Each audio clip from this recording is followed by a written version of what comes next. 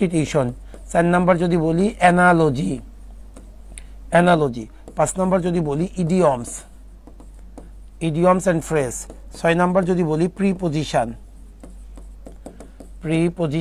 And group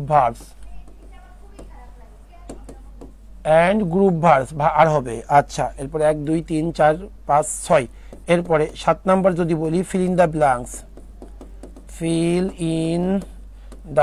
blanks. আচ্ছা, 8 number যদি বলি স্পেলিং, আর 9 নাম্বার যদি বলি সেটা হলো প্রোভার্বস। ওকে মাই ডিয়ার, দেখো এই 9টা হলো আমাদের গ্রামারের টপিক, হ্যাঁ এই সরি ভোকাবুলারি টপিক। এই 9টা যে ভোকাবুলারি টপিক আছে, এই ভোকাবুলারি টপিকের মধ্যে আমরা কি করেছি, আমরা সিনোনিম এটার আমরা একটা শীট শেষ করেছি, অ্যান্টো একটা শেষ করেছি, ওয়ান ওয়ার্ড একটা শেষ করেছি, ইডিয়মস অ্যান্ড ফ্রেজ একটা শেষ করেছি, প্রিপোজিশন একটা শেষ করেছি। আর টোটাল সিটের সংখ্যা যদি বলি, এটা 2টা, এটা 2টা, এটা 2টা, এটা 2টা, এটা 2টা, এটা 2টা, ফিল ইন দ্য ব্ল্যাঙ্কস এটা 2টা, স্পেলিং এটা একটা, প্রোভার্বস এটা একটা। এই হলো আমাদের টোটাল সিটের সংখ্যা। এর বাইরে আমাদের কোনো কিছু পড়তে হবে না। ইনশাআল্লাহ পরীক্ষায় তোমরা অবশ্যম্ভাবীভাবে কমন পাবে। সো 1 2 3 4 5 10 আর 2 12 আর 2 14 আর 2 16, এই টোটাল আমার 16টা সিট হলো আমার ভোকাবুলারির জন্য। ক্লিয়ার বিষয়টা?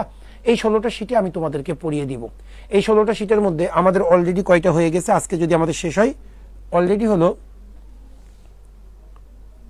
আচ্ছা এইটার মধ্যে আমাদের 5টা হয়ে গিয়েছে আজকে দিয়ে, 3 আর 2 5টা, তাহলে আমাদের আরো 11টা সিট বাকি আছে। তাহলে তোমাদেরকে অনুরোধ করব, সিনোনিমের একটা হয়েছে, অ্যান্টোনিম হয়েছে, ওয়ান ওয়ার্ড হয়েছে, অ্যানালজি হয়নি, ইডিয়মস এন্ড ফ্রেজ হয়েছে, প্রিপোজিশন হয়েছে আমাদের, হ্যাঁ এই 5টা সিট কিন্তু আমাদের হয়ে গিয়েছে। সো এই 5টা সিটের আমাদের হলো পিডিএফটা, এটা কিন্তু আমাদের মাস্টার ব্যাচের গ্রুপে যে আমাদের ফাইল অপশন আছে, ওই ফাইল সেকশনে কিন্তু দেওয়া আছে। এবং এটার ক্লাসগুলো তোমরা করবা কি, তোমরা জাস্ট প্রিভিয়াস ক্লাসগুলো সব রেকর্ড আছে, তোমরা একটু পেছনে গিয়ে ক্লাসগুলো দেখে নিবা। অবশ্যই এই 5টা শিট তোমরা সলভ করবা, হ্যাঁ এবং বাকি আরো যে 11টা শিট এটা আমার সাথে করবা। তাহলে দেখবা শুধু ব্যাংক না ভাই, ব্যাংক বাদে প্রাইমারি বলো, নন ক্যাডার বলো, বিসিএস বলো বা অন্যান্য যে কোনো কম্পিটিটিভ এক্সামে তুমি অনেক ভালো করতে পারবে ইনশাল্লাহ।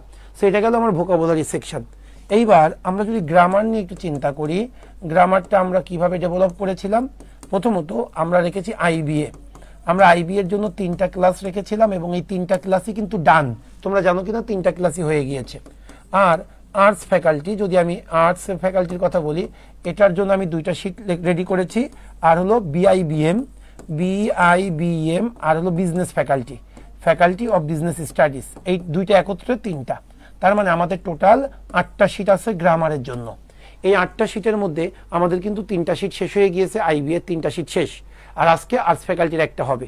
তার মানে 3 আর 1 4, তাহলে আর বাকি থাকবে 4টা শিট। দেখো আস্তে আস্তে কিন্তু আমরা শুরু করেছি অল্প কিছুদিন, কিন্তু শেষ হয়ে যাচ্ছে। সেই জন্য বলবো তোমরা এই শিটগুলো খুব গুরুত্বের সাথে নিবে এবং দেখবা আমরা তো মানুষ, আমাদের যে কোনো সময় আমাদের মাথা থেকে কিছু হারিয়ে যায়।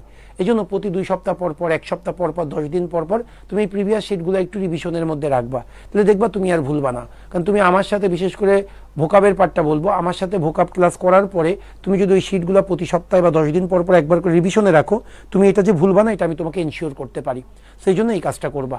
ওকে, সো আমাদের এই ছিল মূল বিষয় আজকে। তাহলে আমাদের প্রিপোজিশনের কিছু শিট, কিছু কোশ্চেন বাকি আছে, সেই কোশ্চেনগুলো আমরা সলভ করব। আমরা যদি প্রিপোজিশনের কোন পর্যন্ত গিয়েছে একটু বলো ভাই, কোন পর্যন্ত আমাদের হয়ে গিয়েছে? আমাদের প্রিপোজিশনের কোন পর্যন্ত আমরা শেষ করেছি? ওকে, আচ্ছা দেখো তাহলে master class for preposition prepared by MD Suman Ahmed sir. তাহলে আমরা 100, হ্যাঁ আমরা 100 কি বললে 51 পর্যন্ত, 52 থেকে শুরু করব।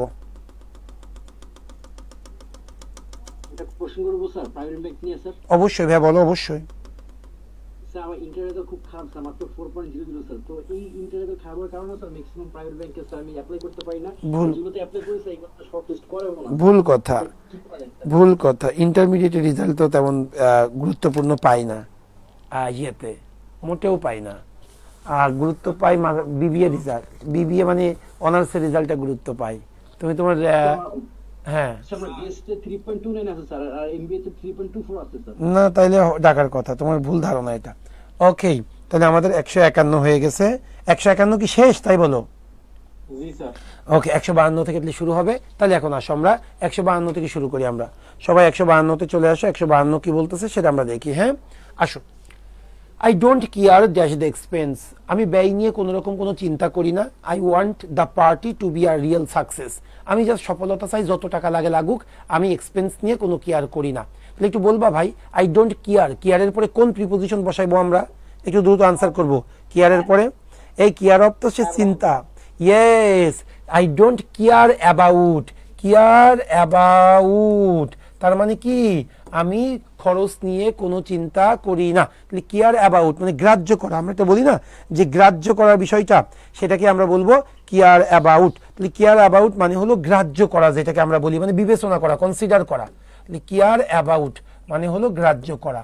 ওকে, I don't care about expense, আমি এক্সপেন্স নিয়ে মাথা ঘামাই না। তাহলে এখানে আনসার হবে কেয়ার অ্যাবাউট। এবার আসো 153 number, I entrusted her dash the work, মনে আছে কি না কতদিন নিয়ে কথা হয়েছিল? উইথ, নাইস, কাউকে কোনো দায়িত্ব দিয়াকে আমরা মানে কি বলি? Entrusted with. I entrusted her with the work, এই কাজটি শেষ করার জন্য আমরা তাকে কি দিয়েছিলাম? দায়িত্ব দিয়েছিলাম। তাহলে লেখো এন্ট্রাস্টেড উইথ, কাউকে কোনো দায়িত্ব অর্পণ করা।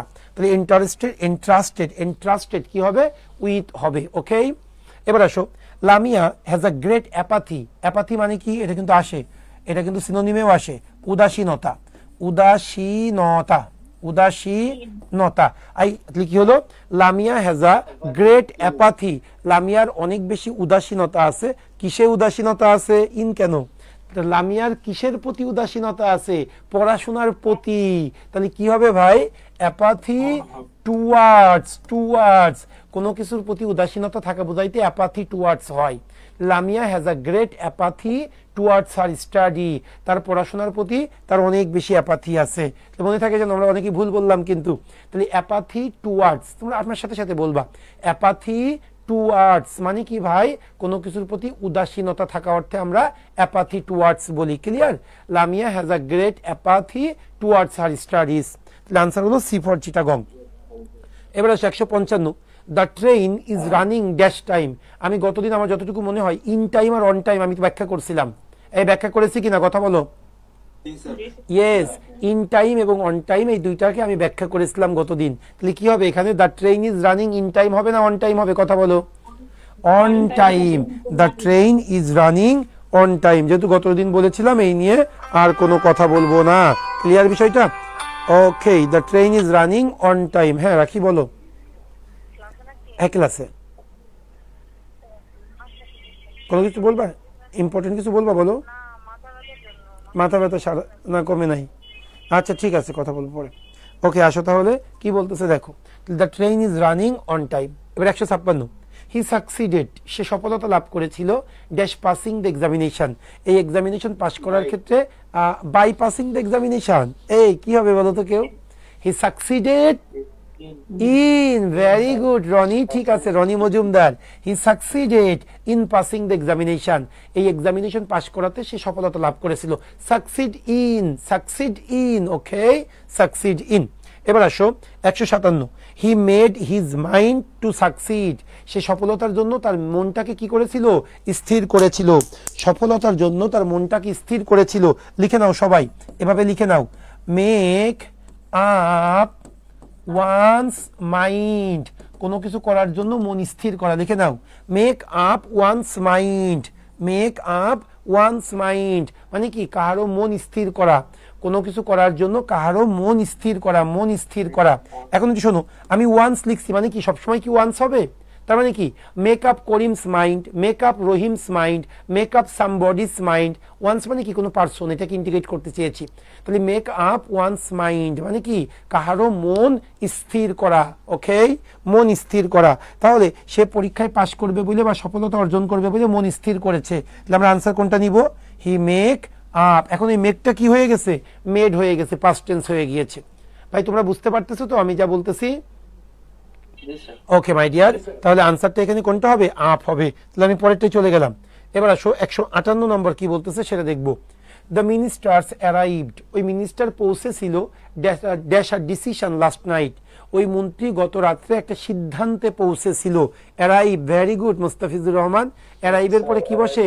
অ্যারাইভড অ্যাট মানে পৌঁছানো, অ্যারাইভড অ্যাট, সে ডিসিশনে পৌঁছাক আর জায়গায় পৌঁছাক। যেমন আমি যদি বলি I arrived at the Kamalapur rail station on time বা ইন টাইম, তাই তো? তাহলে অ্যারাইভ অ্যাট মানে পৌঁছানো, সিদ্ধান্তে হোক আর জায়গায় হোক। তাহলে অ্যারাইভড অ্যাট লিখে নেবে খাতায় সবাই, অ্যারাইভড অ্যাট মানে পৌঁছানো। এবার 159, the bank will compensate the customer, ওই ব্যাংক কাস্টমারকে কম্পেনসেট করবে ড্যাশ ইজ লস, তার ক্ষতির জন্য ব্যাংকটি তাকে ক্ষতিপূরণ দেবে। তাহলে the bank will compensate the customer, bank কাস্টমারকে কম্পেনসেট করবে কিসের জন্য? তার ক্ষতির জন্য। তাহলে কি হবে? For his loss. The bank will compensate the customer for his loss, ওই ব্যাংকটি তার লসের জন্য কাস্টমারকে কি করবে? কম্পেনসেট করবে। এবার আসো, না না না, এটা অ্যাপ্রোপ্রিয়েট না, না, এটা বলতে গেলে হয় কম্পেনসেট ফর, কোনো কিছুর জন্য ক্ষতিপূরণ দেওয়া, এটা এভাবে বলে আর কি, সাধারণত এটা মিনিং করলেই বোঝা যায়। এবার আসো, in spite of my request, আমার রিকোয়েস্ট সত্ত্বেও he didn't dash, say dash করে নাই। কেউ বলতে পারবে কিনা কোনটা হবে? Yes, very good, give in, লেখো সবাই, লিখে নাও এটা। গিভ ইন মানে হলো বশ্যতা স্বীকার করা, মানে হার মেনে নেওয়া, বশ্যতা স্বীকার করা।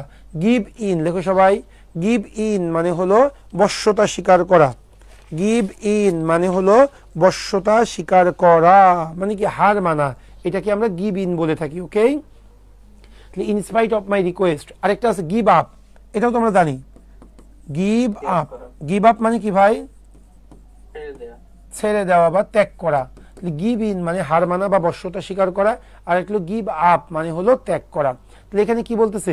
সে আমার অনুরোধ করা সত্ত্বেও সে বশ্যতা স্বীকার করে নাই। তাহলে আনসারটা কোন নিব?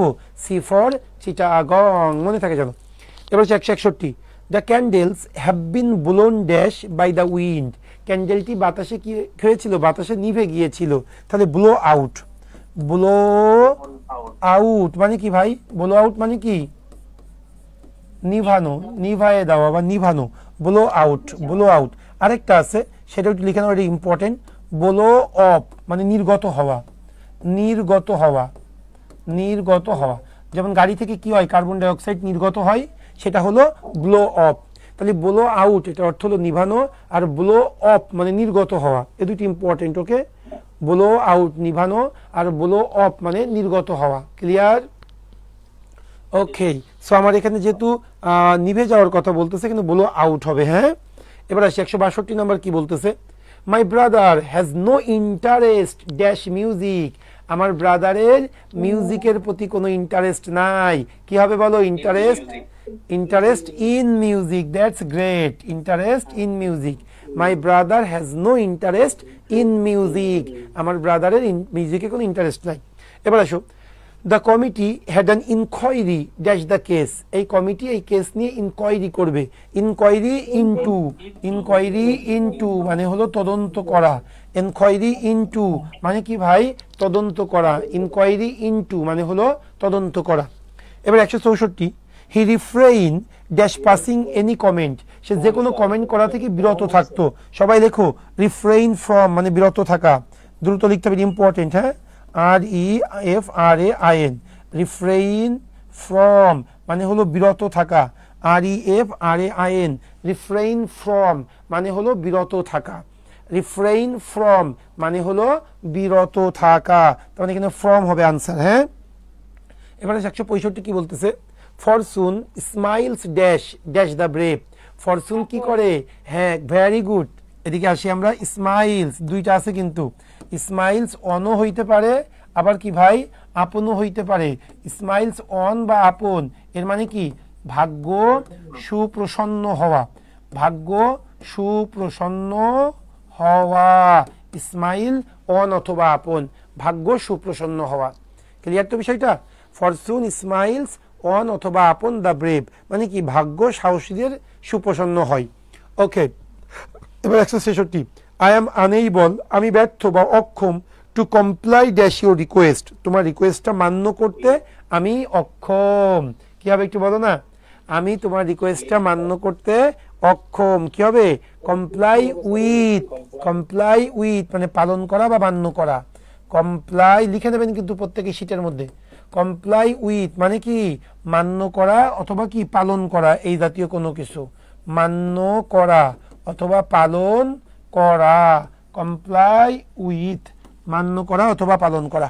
এবার আসো, I couldn't dash him in the race, আমি এই রেসে তার সাথে খাপ খাইয়ে চলতে পারি না। সবাই একটু লিখে দেন, কিপ, এটা ভুল আছে, তারপর লিখে নেন কিপ আপ উইথ মানে সমান তালে চলা, কিপ আপ উইথ মানে সমান তালে চলা, কিপ আপ উইথ মানে সমান তালে চলা, ও যে তালে চলতেছে আমিও ওই তালে চলতেছি, এটাকে আমরা বলবো কিপ আপ উইথ। তাহলে কিপ আপ উইথ মানে সমান তালে চলা। তাহলে I couldn't keep up with him in this race, এই রেসে আমি তার সমান তালে চলতে পারতেছি না। কিন্তু দেখেন এখানে কোথাও কিপ আপ উইথ নাই, আলাদা আলাদা আছে, কিপ আপ আছে, কিপ উইথ আছে। তখন কোনটা নিয়ে বেশি জুৎসই বলেন তো? কথা বলে না কেন? কোনটাকে আমরা অ্যাপ্রোপ্রিয়েট? উইথটাকে নিব, কারণ যেহেতু পার্সন আছে, পার্সন বুঝাইতে আমরা উইথ নিব।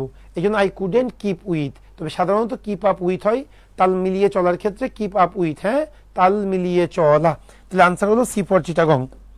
এবার আসেন 168, she held the umbrella dash her head, সে তার মাথার উপরে আমব্রেলাটা কি করেছিল? ধরেছিল। ভাই মনে রাখবেন, কোনো কিছুর উপরে বুঝাইতে, কোনো কিছুর উপরে বুঝাইতে তিনটা প্রিপোজিশন হয়, অন, ওভার, অ্যাবোভ। এই তিনটা প্রিপোজিশন আমরা ব্যবহার করি। সেটা কখন কি হবে একটু বলি। ভাই কোনো কিছুর উপরে লাগানো অবস্থায় আছে, লাগানো, যেমন the marker is on the book, এটা লাগানো অবস্থায় আছে। কোনো কিছুর উপরে লাগানো অবস্থায় থাকলে অন হয়। কোনো কিছুর উপরে যদি একটু ফাঁকা বুঝাই, একটু, যেমন দ্য মার্কার ইজ, এখানে কিন্তু অন হবে না, ওভার দ্য বুক, দেখো একটু ফাঁকা আছে। আমরা ছাতা মাথার উপরে কি মাথার সাথে লাগাই ধরি না, একটু ফাঁকা রাখি, এই জন্য আমরা এটাকে ওভার বলবো। আর যখন কোনো কিছুর উপরে মেলা ফাঁকা থাকবে, যেমন দেখো স্কাই, কি যখন বিমান উড়ে যায়, হ্যাঁ দ্য প্লেন ইজ ফ্লাইং, কি বলি ওভার মাই হেড না অ্যাবাভ মাই হেড? অবশ্যই অ্যাবাভ মাই হেড। সো এই তিনটা যেন তোমার মনে থাকে। কোনো কিছু লাগানো অবস্থা উপরে অন, কোনো কিছুর উপরে একটু ফাঁকা আছে ওভার, আর অনেক উপরে বুঝাইতে অ্যাবাভ ইউজ হয়। এখানে কোনটা চাচ্ছে দেখো তো, she held the umbrella, umbrella কোথায় রাখবে? একটু উপরে রাখবে। তাহলে এখানে আমরা কোন প্রিপোজিশনটা ইউজ করব? আমরা ওভার প্রিপোজিশনটা, নাকি আমরা ওভার প্রিপোজিশনটা ইউজ করব। আমরা অ্যাবাভ ইউজ করব না ওভার ইউজ করব একটু বলো তো? আমরা ওভার ইউজ করব, হ্যাঁ। সো শামিম, শাম্মি, আরা, দিবা, ওকে মাথায় রেখো। এই ক্লাসের রেকর্ড কি পরে দেখা যাবে? হ্যাঁ অবশ্যই যাবে রনি, কোনো কাজ থাকলে তুমি যেতে পারো, পরে দেখা যাবে। তবে ক্লাসেরটা ক্লাসে করলে ভালো, পরে দেখছি কাজ হয় না। ওকে, এবার আসো 169 কি বলতেছে, you must dash cut dash your expenditure, তোমাকে অবশ্যই তোমার এক্সপেন্ডিচার কমাইতে হবে। ভেরি গুড, কি হবে? কাট ডাউন মানে খরচ কমানো, মানে কোনো কিছু কমানো, কোনো কিছু কমানোর ক্ষেত্রে কাট ডাউন ইউজ করি আমরা, কাট ডাউন। ওকে, আরেকটা আছে, ওই যে রিলেশন আমরা বাদ দিই না, সেট করি না, সেটার অর্থ কি বলতো? সেটা কি হয়? Cut down. আরেকটা কি ভাই? Cut off. কাট অফ মানে কি? কোনো রিলেশন বাদ দেওয়া, বিদ্যুৎ সংযোগ বাদ দেওয়া, হ্যাঁ ছিন্ন, ছিন্ন অর্থে কাট অফ। কাট ডাউন মানে কমানো, খরচ কমানো, আয় কমানো, ব্যয় কমানো। আচ্ছা, কাট অফ মানে ছিন্ন করা, কাট অফ মানে কি? ছিন্ন করা, মনে থাকে জানো, কাট অফ মানে ছিন্ন করা। এবার আসো, the tree fall fell fallen, এটা কিন্তু ফল এর past form. The tree fell dash the road, এই কমেন্টস আগে থেকে এত বেশি কমেন্টস করো না। হ্যাঁ sir, looking tired, feeling anxious about, কালকে ঘুম হয়নি ভাই। হ্যাঁ মোবাইল স্ক্রিন থেকে দেখতে হবে অসুবিধা হয়। হ্যাঁ একটু তোমার একটু কমেন্টস কম করো, হ্যাঁ কমেন্টস কম করো, মুখে বলো কয়েকজন। এখন আসো, দ্য ট্রি ফল মানে, ফল মানে, হ্যাঁ ফল মানে পতিত হওয়া, ফেল পাস্ট ফর্ম এটা। The tree fell dash the road, ওই ট্রিটি গাছের ওপরে পড়েছিল। তাহলে গাছের ওপরে পড়া, তাহলে কি হবে ভাই? Fall fell on, on the road, গাছের সরি রাস্তার উপরে গাছটি পড়েছিল, রাস্তার উপরে। এখন গাছ যখন পড়ে থাকবে তখন কোনো ফাঁকা থাকবে না, অবশ্যই রাস্তার উপরেই থাকবে, এই জন্য অন ইউজ হবে। ক্লিয়ার? এবারে 171, I am capable dash doing it, এই কাজটা করতে আমি সক্ষম, এটা সকলে জানার কথা। ক্যাপাবল অফ, ক্যাপাবল অফ মানে সক্ষম, ক্যাপাবল অফ মানে সক্ষম। এবার আসো, he was invited dash our party, সে আমার পার্টিতে আমন্ত্রিত ছিল। কি হবে বলতো? ইনভাইটেড টু, আমন্ত্রিত অর্থে আমরা ইনভাইটের পরে টু প্রিপোজিশন ইউজ করি। I am invited to this party, আমি এই পার্টিতে আমন্ত্রিত। ক্লিয়ার? এবার আসো, water can be changed, water পরিবর্তন হয় কিসে? বাষ্পে পরিবর্তন হয় ভাই। Into, very good. একটা থেকে আরেকটা পরিবর্তন বুঝাইতে আমরা ইনটু ইউজ করি। তাহলে চেঞ্জড ইনটু মানে পরিবর্তন হওয়া। তাহলে water changed into ভ্যাপুর, clear?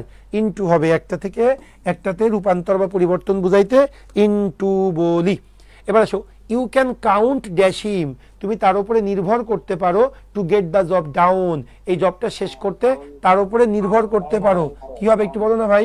Count, count on অথবা কি ভাই? আপন, যে কোনো একটা থাকবে। কাউন্ট অন বা আপন এর অর্থ কি? নির্ভর করা। এর অর্থ হলো নির্ভর করা। কাউন্ট অন বা আপন অর্থ হলো নির্ভর করা। মাঝখানে এটা হারাই গেছে, একটু পরেই চলে আসবে। আচ্ছা, কাউন্ট অন বা আপন মানে কি ভাই? নির্ভর করা। সো অন থাকবে অথবা আপন থাকবে, যে কোনো একটা। ওকে, কাউন্ট অন। তাহলে আনসার হবে সি নাম্বারটা। এবার আসো, my uncle died dash or, আমি গতদিন লিখে দিয়েছিলাম ডাই। এই বলো দেখি, কেউ একজন বলো, শোনাও তো। এই কথা নেই, ডাইডের পাঁচটা, কেউ তিনটা পড়ে শোনাও। বেশি কথা বলা স্যার, একটু চুপ করতে বলেন স্যার। আর চুপ চুপ। আচ্ছা, যে কোনো একজন ডায়ের তিনটা আমাকে পড়ে শোনাও, যে ভাই ডায়ের পরে এটা থাকলে এটা হয়, এটা থাকলে এটা হয়, এটা হয় থাকলে এটা হয়। এত তো ফটর ফটর কথা বলে না কেন এখন? ডাই অফ মানে কি? রোগে মারা যাওয়া। গুড। এরপরে একজন বলো। আচ্ছা আমি বলি। আচ্ছা ঠিক আছে, আমরা রোগে মারা, die from operating, die for হতেছে কান্ট্রি, আরেকটা আছে ওই যে শান্তির জন্য, die in peace. Die in peace, শান্তি আর যুদ্ধ। আচ্ছা আমি তোমাদেরকে বলি, সবাই শোনো। প্রথমত ডাই অফ মানে যে কোনো রোগে মারা যাওয়ার ক্ষেত্রে আমরা ডাইয়ের পরে অফ প্রিপোজিশন ইউজ করি। এরপরে ডাই ফ্রম, যদি ওভার ইটিং এ মারা যাওয়া হয় আমরা ডাই ফ্রম ইউজ করি। এরপরে ডাই বাই, যদি অ্যাক্সিডেন্ট বা কোনো পয়জনে মারা যায় তাহলে আমরা ডাই বাই বলি। এরপরে ডাই ইন, যদি কেউ শান্তিতে মারা যায় অথবা কেউ যুদ্ধে মারা যায় তখন আমরা কি বলি? ডাই ইন বলি। আর ডাই ফর, যদি কেউ দেশের জন্য মারা যায়। এই পাঁচটা যেন মাথায় থাকে। ওকে, হ্যাঁ, ডাই ইন হার্নেস এটা একটা ফ্রেজ, কর্মরত অবস্থায় মারা যাওয়া। ভাই মাই আঙ্কেল ডাইড, তাহলে এখানে কি? অর, শান্তি আর অর এই দুইটার ক্ষেত্রে কি ইউজ করি আমরা? In preposition. তাহলে আনসার হবে ইন। দেখো সমন্বিত পাঁচ ব্যাংক 22 সালে কিন্তু এটা চলে আসছে, কিন্তু আমরা কিন্তু এটা অনেক আগে থেকেই পড়াচ্ছি। হ্যাঁ, 2022 সাল ভিত্তিক যে পরীক্ষাটা হলো কয়দিন আগে, সেখানে কিন্তু এটা দিয়ে দিয়েছে। ওকে, এবার আসো 176 নম্বর কি বলতেছে, সবাই একটু দেখো। Although ballet and modern dance are both concerned dash the movement in space, এর স্পেস হবে মানে ব্যালেট বলো আর মডার্ন ড্যান্স বলো, সবসময় দেখা যায় কিছু কিছু ড্যান্স কি শূন্যের উপরে নাচতে হয়। আচ্ছা এত দরকার নেই। কনসার্নড কি? সম্পৃক্ত একটা আছে, বলো তো কি হবে? Not of. কি হবে? কনসার্নড, কনসার্নড উইথ মানে সম্পৃক্ত, কনসার্নড উইথ মানে সম্পৃক্ত। Okay, turning point is concerned with bank job preparation, turning point bank job প্রস্তুতির এই কোর্সের সাথে সম্পৃক্ত। তাহলে কনসার্নড উইথ মানে সম্পৃক্ত। ওকে, সম্পৃক্ততা বুঝাইতে আমরা কনসার্নড উইথ ইউজ করি। সো আনসার হবে কনসার্নড উইথ। ও এটাই ছিল। তাহলে 176টা, তাহলে আমাদের কিন্তু প্রিপোজিশন একদম ডান। 176টা প্রিপোজিশন, 176টাই হই। বলো বোন। আমার হচ্ছে একেবারে কনফিউশন ক্লিয়ার হয় নাই। কোনটা বলো? হচ্ছে আপনারা শীটটা পড়তেছি, সাথে হচ্ছে ওই যে শীটটা আমাদের টার্নিং পয়েন্ট থেকে দিছে, ওখানকার প্রশ্ন ব্যাংকগুলোকে সলভ করব না। আচ্ছা শোনো, টার্নিং পয়েন্ট থেকে যে শীটটা প্রোভাইড করেছি ওখান থেকে আপাতত তুমি যে কাজটা করো, আমাদের সরাও এটা শেষ। আমাদের যে টিচার্স ওয়ার্ক আছে গ্রামার, ধরো 1 নাম্বার লেকচার শীটের কথা বলি, নাউন আছে, এরপরে হলো কি আছে? মডিফায়ার আছে, নাম্বার আছে, জেন্ডার আছে। তুমি ওই টিচার্স ওয়ার্কটা ভালো করে পড়বা। এরপরে দেখবা শীটের এই টিচার্স ওয়ার্কের পরে আমি ওই যে 4টে টপিক নাউন, নাম্বার, জেন্ডার, ওটার কিছু ব্যাখ্যা দিয়েছি। ওই ব্যাখ্যাগুলা, গ্রামারের ব্যাখ্যাগুলা ভালো করে পড়বা। এরপরে যে প্রিপোজিশন মানে ওয়ার্ড বেস যে পার্টটা আছে, ভোকাবুলারি পার্টটা, ওই ভোকাবুলারি পার্টটা এখন দরকার নেই। তোমরা এখন আমার এই মাস্টার বেসের শীটের ভোকাবুলারিগুলো শেষ করো। ক্লিয়ার বিষয়টা? স্যার বলেন। স্যার স্যার একটা কথা ছিল স্যার, ওই যে রিটার্ন 5 পানি খাও। রিটার্ন 5 ব্যাচ নিয়ে আমি তো প্রথমে জয়েন করি নাই, পরে করলাম। তো স্যার এটাতে আপনি যে হচ্ছে 1000 টাকা করে পরে নিলেন, 17 জনকে 500 টাকা করে ব্যাক দিতে চাইছিলেন স্যার। হ্যাঁ দিব তো। তার মধ্যে স্যার আমি 500 টাকা ব্যাক নিব না, আমি হচ্ছে আরেকটা প্রাইভেট ব্যাংকের কোর্সে ভর্তি হতে চাচ্ছি। তো ওই টাকাটা ওখানে অ্যাড করে দিয়ে আর বাকিটা আমি দিতে চাচ্ছি স্যার। আচ্ছা বোন ঠিক আছে, আমি বলে দিব নে বোন। ঠিক আছে, ঠিক আছে বোন। স্যার ওটা তো বোন আমার সার্ভিস আমাদের সার্ভিসে তুমি সন্তুষ্ট তো? জি স্যার, আলহামদুলিল্লাহ অনেক সন্তুষ্ট, আপনারা দোয়া করেন স্যার। বাকিটা আল্লাহ ভরসা বোন, খুব খুশি হয়েছি, চেষ্টা করি। তুমি বিশ্বাস করো, এই ফেস্টেজ দেখো মনমোড়া, অনেক পেশার। কালকে মেয়ে আমার কাছে ঘুমাইছে, বাবার কাছে ঘুমাবে, বাবাই সাথে কাল ঘুমাবে। এখন আমি তো মেয়ের সাথে ঘুমায় অভ্যস্ত না, এখন আমার 3 বছর মেয়ের বয়স। এখন আমার মেয়ে আমার কাছে ঘুমাইছে, আমার একবার মনে হইলো আমার কোনো হাত মেয়ের গায়ে যাচ্ছে কিনা, আমার মেয়ের কোনো মানে কোনো কিছু চাপা পড়লো কিনা, বালিশ ঠিকঠাক আছে কিনা, এই কিছুক্ষণ পর পর ঘুম ভেঙে যাচ্ছে। আবার 1:30টার দিকে এসি চালাইনি কালকে, 1:30টার দিকে কারেন্ট চলে গেছে, এবার রুম তো গরম হয়ে গেছে। এই আধা ঘন্টা ওরে পাখা দিয়ে বাতাস করলাম। এরপরে মানে এত কিছুর মধ্যেও ভাই তোমাদের শীটে আমি প্রতি শীটের জন্য মিনিমাম 8 থেকে 10 ঘন্টা শ্রম দিই, অনেক পরিশ্রম করে শীট বানাই। তো শীটগুলো একটু ভালো করে শেষ করবা ভাই, আল্লাহর রহমতে অনেক ভালো করতে পারবা। ওকে উর্মিলা, স্যার ওই যে ভর্তির বিষয়ে আপনারা তো প্রাইভেট ব্যাংকে ক্লাস শুরু করে দিয়েছেন। না না না না বোন, সব কোর্স 12 তারিখ থেকে শুরু হবে, 12 বা 13, কারণ ওই 10 তারিখের আগে কোনো কোর্স শুরু করব না, কয়েকটা বেসিক ক্লাস হবে। তাহলে স্যার আমার ভর্তি ক্লাসটা মানে আমি কনফার্ম করতে, আমি তোমারটা বলে দিব নে মৌসুমী, তুমি আমাকে করো, আমার নাম্বারে একটা মেসেজ পাঠাও, আমি বাপ্পি ভাইকে বলে দিব। হ্যাঁ ওকে, আসো। জি স্যার। আপনি এখন কোন ব্যাংকে আসেন স্যার? বুঝি নাই স্যার কোন ব্যাংকে আসেন স্যার, আপনি জব করেন স্যার? আমার কোন ব্যাংক, এটা কি তোমার লাগবে? আমার ক্যারিয়ার রিস্কে রেখে লাভ কি তোমার? তোমার যখন কোনো স্যার খুব কিউরিওসিটি স্যার আমার। না কিউরিওসিটি রাখা যাবে না তো, এটা জানলে চাকরি থাকে না। তোমরা জানো আমরা সরকারি চাকরি অন্য জায়গায় ক্লাস নিতে পারি না। এই প্রতিষ্ঠান তো আমার, কিন্তু আমার নামে দেয়নি, তোমার ভাবির নামে, বুঝছো? আমার নামে দিলে আমার চাকরি শেষ। আর এখন একটু এক্সিকিউটিভ পর্যায়ে চলে আসছি, তো এখন আর কি এগুলো হয় না। রাহা যেটা জানি সেখানে রাখবো, বলতে হয় না এটা। হ্যাঁ, কারণ প্রতিষ্ঠানটা কনফিডেন্সিয়াল। স্যার আমার একটা প্রশ্ন ছিল। তাহলে স্যার কোন ফার্সিতে পড়ছেন এটা বলেন স্যার। মানে স্যার বিবি আমি জগন্নাথ থেকে বিবিএ করেছি, ফিনান্সে বিআইবিএম থেকে এমবিএম করেছি। এই হ্যাঁ স্যার আমার একটা প্রশ্ন ছিল। বলো। তাহলে যে প্রাইভেট ব্যাংকে, ইসলামী ব্যাংকে একটা দেখলাম এমটিও ক্যাশ, তাহলে এখানে নিয়োগটা কি? এমটিও ক্যাশ না, এটা পিও ক্যাশ। হ্যাঁ আচ্ছা, বলো। আর এখানে মানে কি শুধু মানে ধর্মের উপর ভিত্তি করে নেওয়া হয় না? এই একটা সমস্যা, ইসলামী ব্যাংক মানে তা না। আরে সনাতন ধর্মের লোকও তো এখানে পরীক্ষা দেবে, এখানে পরীক্ষা সব সেম থাকবে, সব সেম।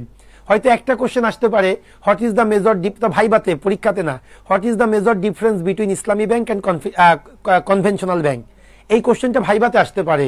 কিন্তু তোমাদের এইটা ভয় পাওয়ার দরকার নেই যে ইসলামী মানে শুধু ধর্মীয় কোশ্চেন হবে, কোনো ধর্মীয় কোশ্চেন হবে না। ক্লিয়ার? সবাই বলে তো হ্যাঁ ঠিক, এবার আগে ছিল, এখন আর আসে না তো, লাস্ট 3 বছর আসে। রিবা অর্থ কি, এই কোশ্চেনগুলো, সেগুলো আমরা তোমাদেরকে দিয়ে দিব, ওটা নিয়ে টেনশন করো না। ওকে আচ্ছা, এই পোস্টে কি ডিগ্রি দিয়ে আবেদন করা যাবে স্যার? হ্যাঁ বুঝি না এই পোস্টে।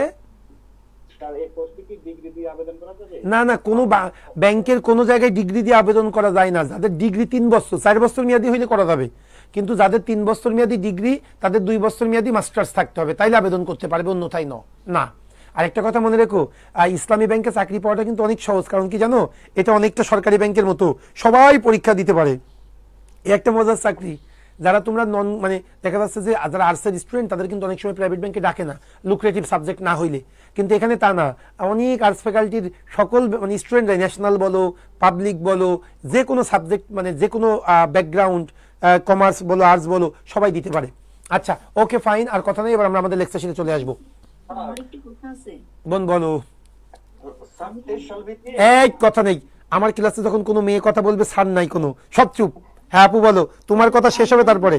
অনলাইন 25 বছর আমি ফার্স্ট আজকে মাস্টার্স ক্লাস করতেছি আপনার এইটার। তো প্রিপোজিশন এর আগে যে ক্লাসগুলো করাইছেন ওইগুলো রেকর্ডিং নিতে দেখছি, কিন্তু এটা কোথা থেকে করাইছেন বা কিভাবে করাচ্ছেন আমি বুঝতে পারতেছি না। আজকে যে ক্লাসটা আচ্ছা করাইলেন, এই যে বোন, এই ক্লাসগুলো হলো আমার এটা নিজের তৈরি শিট। হ্যাঁ, আমরা দেখা যাচ্ছে কি ব্যাংকের কোশ্চেনগুলো সব হলো কপি পেস্ট হয় বিভিন্ন বই থেকে, বিভিন্ন ওয়েবসাইট থেকে। আমরা করি কি, স্টুডেন্টরা কোথা থেকে পড়বো, এটা তাদের প্রথম কোশ্চেন, স্যার ভোকাবুলারি কোথা থেকে পড়বো। আর 2 নম্বর কোশ্চেন হলো, স্যার ভোকাবুলারি পড়ি কিন্তু মনে থাকে না। এই জন্য আমরা করি কি, বিভিন্ন সোর্স থেকে, যে জায়গা থেকে কোশ্চেনগুলো কপি পেস্ট হয়, আমরা ওই সোর্স থেকে কোশ্চেনগুলো মানে কপি করে, সেগুলো টাইপ করে, সেগুলো তোমাদেরকে দিয়ে দিই। দেখো মাস্টার বেসের ফাইলের মধ্যে ওই শিটগুলো আছে। শুধু তাই না, সেগুলো আবার তোমাদেরকে পড়ায়ও। কেন পড়াই? যাতে তোমরা আমার সাথে সাথে পড়লে তোমাদের ফোবিয়াটা দূর হবে, এবং তোমরা বাসায় এরপর 1-2 বার রিভিশন করলে এটা তোমাদের মনে থাকবে। এই জন্য ক্লিয়ার বিষয়টা ভাই? আমি এই শীটের পিডিএফ গুলো কি আমরা গ্রুপে পাবো? হ্যাঁ গ্রুপে আছে, দেওয়া আছে তো মাস্টার ব্যাচের গ্রুপে। ঠিক আছে বোন? স্যার পিডিএফ গুলো তো ডাউনলোড হচ্ছে না। না, অন্যরা ডাউনলোড করতেছে। কিভাবে একটু বলে দাও ওকে, ডাউনলোড হবে না কেন? পিসি থেকে ডাউনলোড করতে হবে, হয় না স্যার। আচ্ছা, তাহলে যেভাবে দেয়। স্যার ঋষি দাদা আছে, ওনাদের সাথে যোগাযোগ করলে ইয়েস, নাইস কথা। আমরা ক্লাসে চলে আসবো। ওকে, এখন শোনো, আর কারো কোনো কথা শুনবো না, এবার ক্লাস করবো, আবার নিব তোমাদের কোশ্চেন। আচ্ছা, এইবার আসি। তাহলে আমাদের কিন্তু ভোকাবুলারির 5টা শীট শেষ। সিনো একটা, ওয়ান অ্যান্টোনিম একটা, ওয়ান ওয়ার্ড একটা, ইডিয়মস এন্ড ফ্রেজ একটা, প্রিপোজিশন একটা, 5টা হয়ে গেল আমাদের, ডান। এইবার আমরা আবার আইবিএ বেসড যে প্রস্তুতি গ্রামারের, সেই প্রস্তুতিটিরও কিন্তু 3টা শীটই শেষ করেছি। ওইভাবে তোমরা প্রস্তুতি নিবে, ক্লিয়ার? এইবার আজকে আমরা যে কাজটা করব, আর্টস ফ্যাকাল্টি বেসড যে প্রস্তুতি, মানে গ্রামারের কোশ্চেনগুলো হয় বা আর্টস ফ্যাকাল্টি যে টাইপের কোশ্চেনগুলো করে, সেই কোশ্চেনগুলো আজকে আমি তোমাদেরকে পড়াবো। আর্টস ফ্যাকাল্টির আমাদের ক্লাস হলো 2টা, একটা আজকে হবে আর একটা আমি নেক্সট দিন নিব। তাহলে ক্লাস 4, তার মানে কি এটা সিরিয়াল অনুযায়ী গ্রামারের ক্লাস 4, ক্লিয়ার বিষয়টা? ওকে, আসেন স্যার পাজলের ক্লাস কবে নেবেন? এই ক্রিটিক্যাল রিজনিং এর একটা ক্লাস নিয়েছি না তোমাদের, অ্যানালিটিক্যাল অ্যাবিলিটি, পাজলেরটা আবার পরে আরেকদিন নিয়ে নিব, খুব দ্রুতই নিব, কারণ এটা তোমাদের প্রাইভেট ব্যাংকের জন্য খুব ইম্পর্টেন্ট। ও নিব কখন জানো? ওই প্রাইভেট ব্যাংকের যখন কোর্স শুরু করব, প্রাইভেট ব্যাংকের ক্লাসের সাথে তোমাদেরকে মার্চ করে দিব। ইয়েস, মনে পড়ছে। তাহলে এক খরচে আমাদের হয়ে যাবে। আচ্ছা, এখন আসো, আর কোনো কথা নেই। এখন আমরা আমাদের আর্টস ফ্যাকাল্টি বেসড যে কোশ্চেনগুলা, সেইগুলো আমরা সলভ করব। তাহলে আসো, ক্লাস 1 মানে ক্লাস 4, কিন্তু আর্টস ফ্যাকাল্টির জন্য ক্লাস 1। 1 নাম্বার কি বলতেছে সেটা আমরা একটু দেখবো। সবাই 1 নাম্বার কোশ্চেনটা দেখবে। দ্য লিটিল বয় ডাজ, ওই ছোট বালকটি তাই করে, what ever his mother dash. আমরা কি বলি ভাই? ওর মা যা করেছে বাচ্চাটি তাই করে, না ওর মাও যা করে বাচ্চাটিও তাই করে? কোনটা বেশি সাউন্ডস গুড বলতে হবে?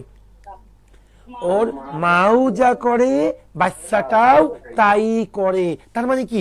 The little boy does present indefinite টেন্সে আছে। তাহলে whatever his mother does, মাও যা করে শিশুটিও তাই করে। এটা যেহেতু প্রেজেন্ট ইনডিফিনিট, পরেরটাও প্রেজেন্ট ইনডিফিনিট করাই শ্রেয়। তাহলে একের আনসার নিব আমরা সি ফর চিটাগং। আশা করি তোমরা বুঝতে পেরেছো। এবার আসো 2 নাম্বার কোশ্চেনটা কি বলতেছে। আচ্ছা, আমি গতকালকেও টেন্সের ক্লাস নিয়েছি কোন একটা ব্যাচে, তার মধ্যে কি কেউ আছে এখানে? গতকালকে টেন্সের ক্লাস নিয়েছি যে। আচ্ছা, তাহলে এখন শোনো, গতকালকে আমরা যা পড়িয়েছিলাম, যা পড়াবো এর বাইরে কিছু আসবে না ইনশাল্লাহ। শোনো, আমরা কি জানি? বর্তমান সময়ে কোনো কাজ চলছে, এটা বুঝাইলে কন্টিনিউয়াস টেন্স হবে। বর্তমান সময়ে কোনো কাজ চলছে বা চলমান আছে, এটা বুঝাইলে প্রেজেন্ট কন্টিনিউয়াস টেন্স হয়। যেমন আমি ক্লাস নিচ্ছি, আম্মা রান্না করতেছে, বাবা ঘুমাচ্ছে, রহিম টিভি দেখতেছে, সব হলো প্রেজেন্ট কন্টিনিউয়াস। আরেকটা কথা মনে রাখবা, এই চলমান কাজের সাথে যদি সময় উল্লেখ থাকে, তাহলে সেটা প্রেজেন্ট পারফেক্ট কন্টিনিউয়াস টেন্স হবে। যেমন দেখো, আমি ক্লাস নিচ্ছি, এটা প্রেজেন্ট কন্টিনিউয়াস, কিন্তু আমি আধা ঘন্টা ধরে ক্লাস নিচ্ছি, এটা হবে প্রেজেন্ট পারফেক্ট কন্টিনিউয়াস। আমি যদি বলি বাবা টিভি দেখতেছে, প্রেজেন্ট কন্টিনিউয়াস। বাবা 10 মিনিট ধরে টিভি দেখতেছে, প্রেজেন্ট পারফেক্ট কন্টিনিউয়াস। আম্মা রান্না করতেছে, present continuous.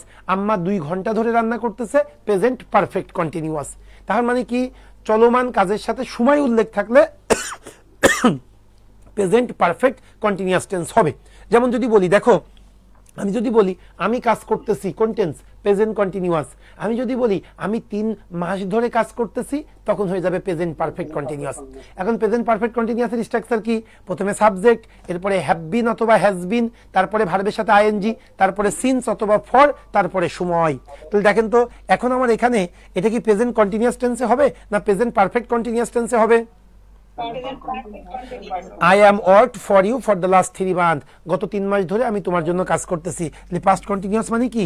I have been working. ওকে, এবার আসো 3 number. What is the verb form of ability? অ্যাবিলিটির ভার্বটা কি সেটা আমাকে দেখতে হবে। ওকে, আমি যদি 3টাই লিখে দিই, একটু সবাই মাথায় রাখবে। অ্যাকচুয়ালি আমি যদি বলি তোমাদেরকে ABILITY, অ্যাবিলিটি, এর বাংলাটা কি বলতে পারবে ভাই? সক্ষমতা, সক্ষমতা। আচ্ছা, এবার যদি বলি ABLE, এই বল, এই বল, এর বাংলাটা কি ভাই? সক্ষম। ENABLE, ইন, এই বল, এর বাংলাটা কি? সক্ষম হওয়া, সক্ষম হওয়া।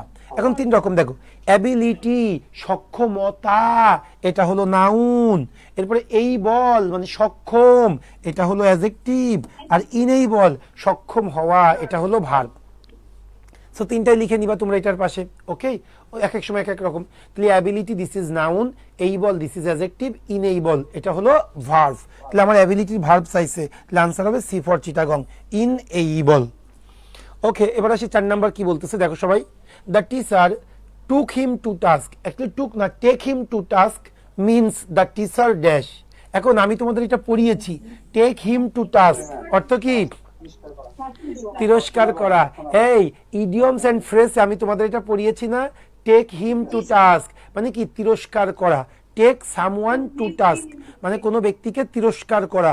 তিরস্কার করা লিখে নেবে যারা নতুন, এই জায়গায় লিখে নাও, টেক হিম টু টাস্ক অর্থ হলো তিরস্কার করা। ওই টেকটা টুক হয়ে গেছে কারণ এটা পাস্ট ইনডিফিনিট টেন্স। এখন তিরস্কার করা ইংলিশ কোনটা? এই যে রেপ্রিমেন্ড মানে তিরস্কার করা।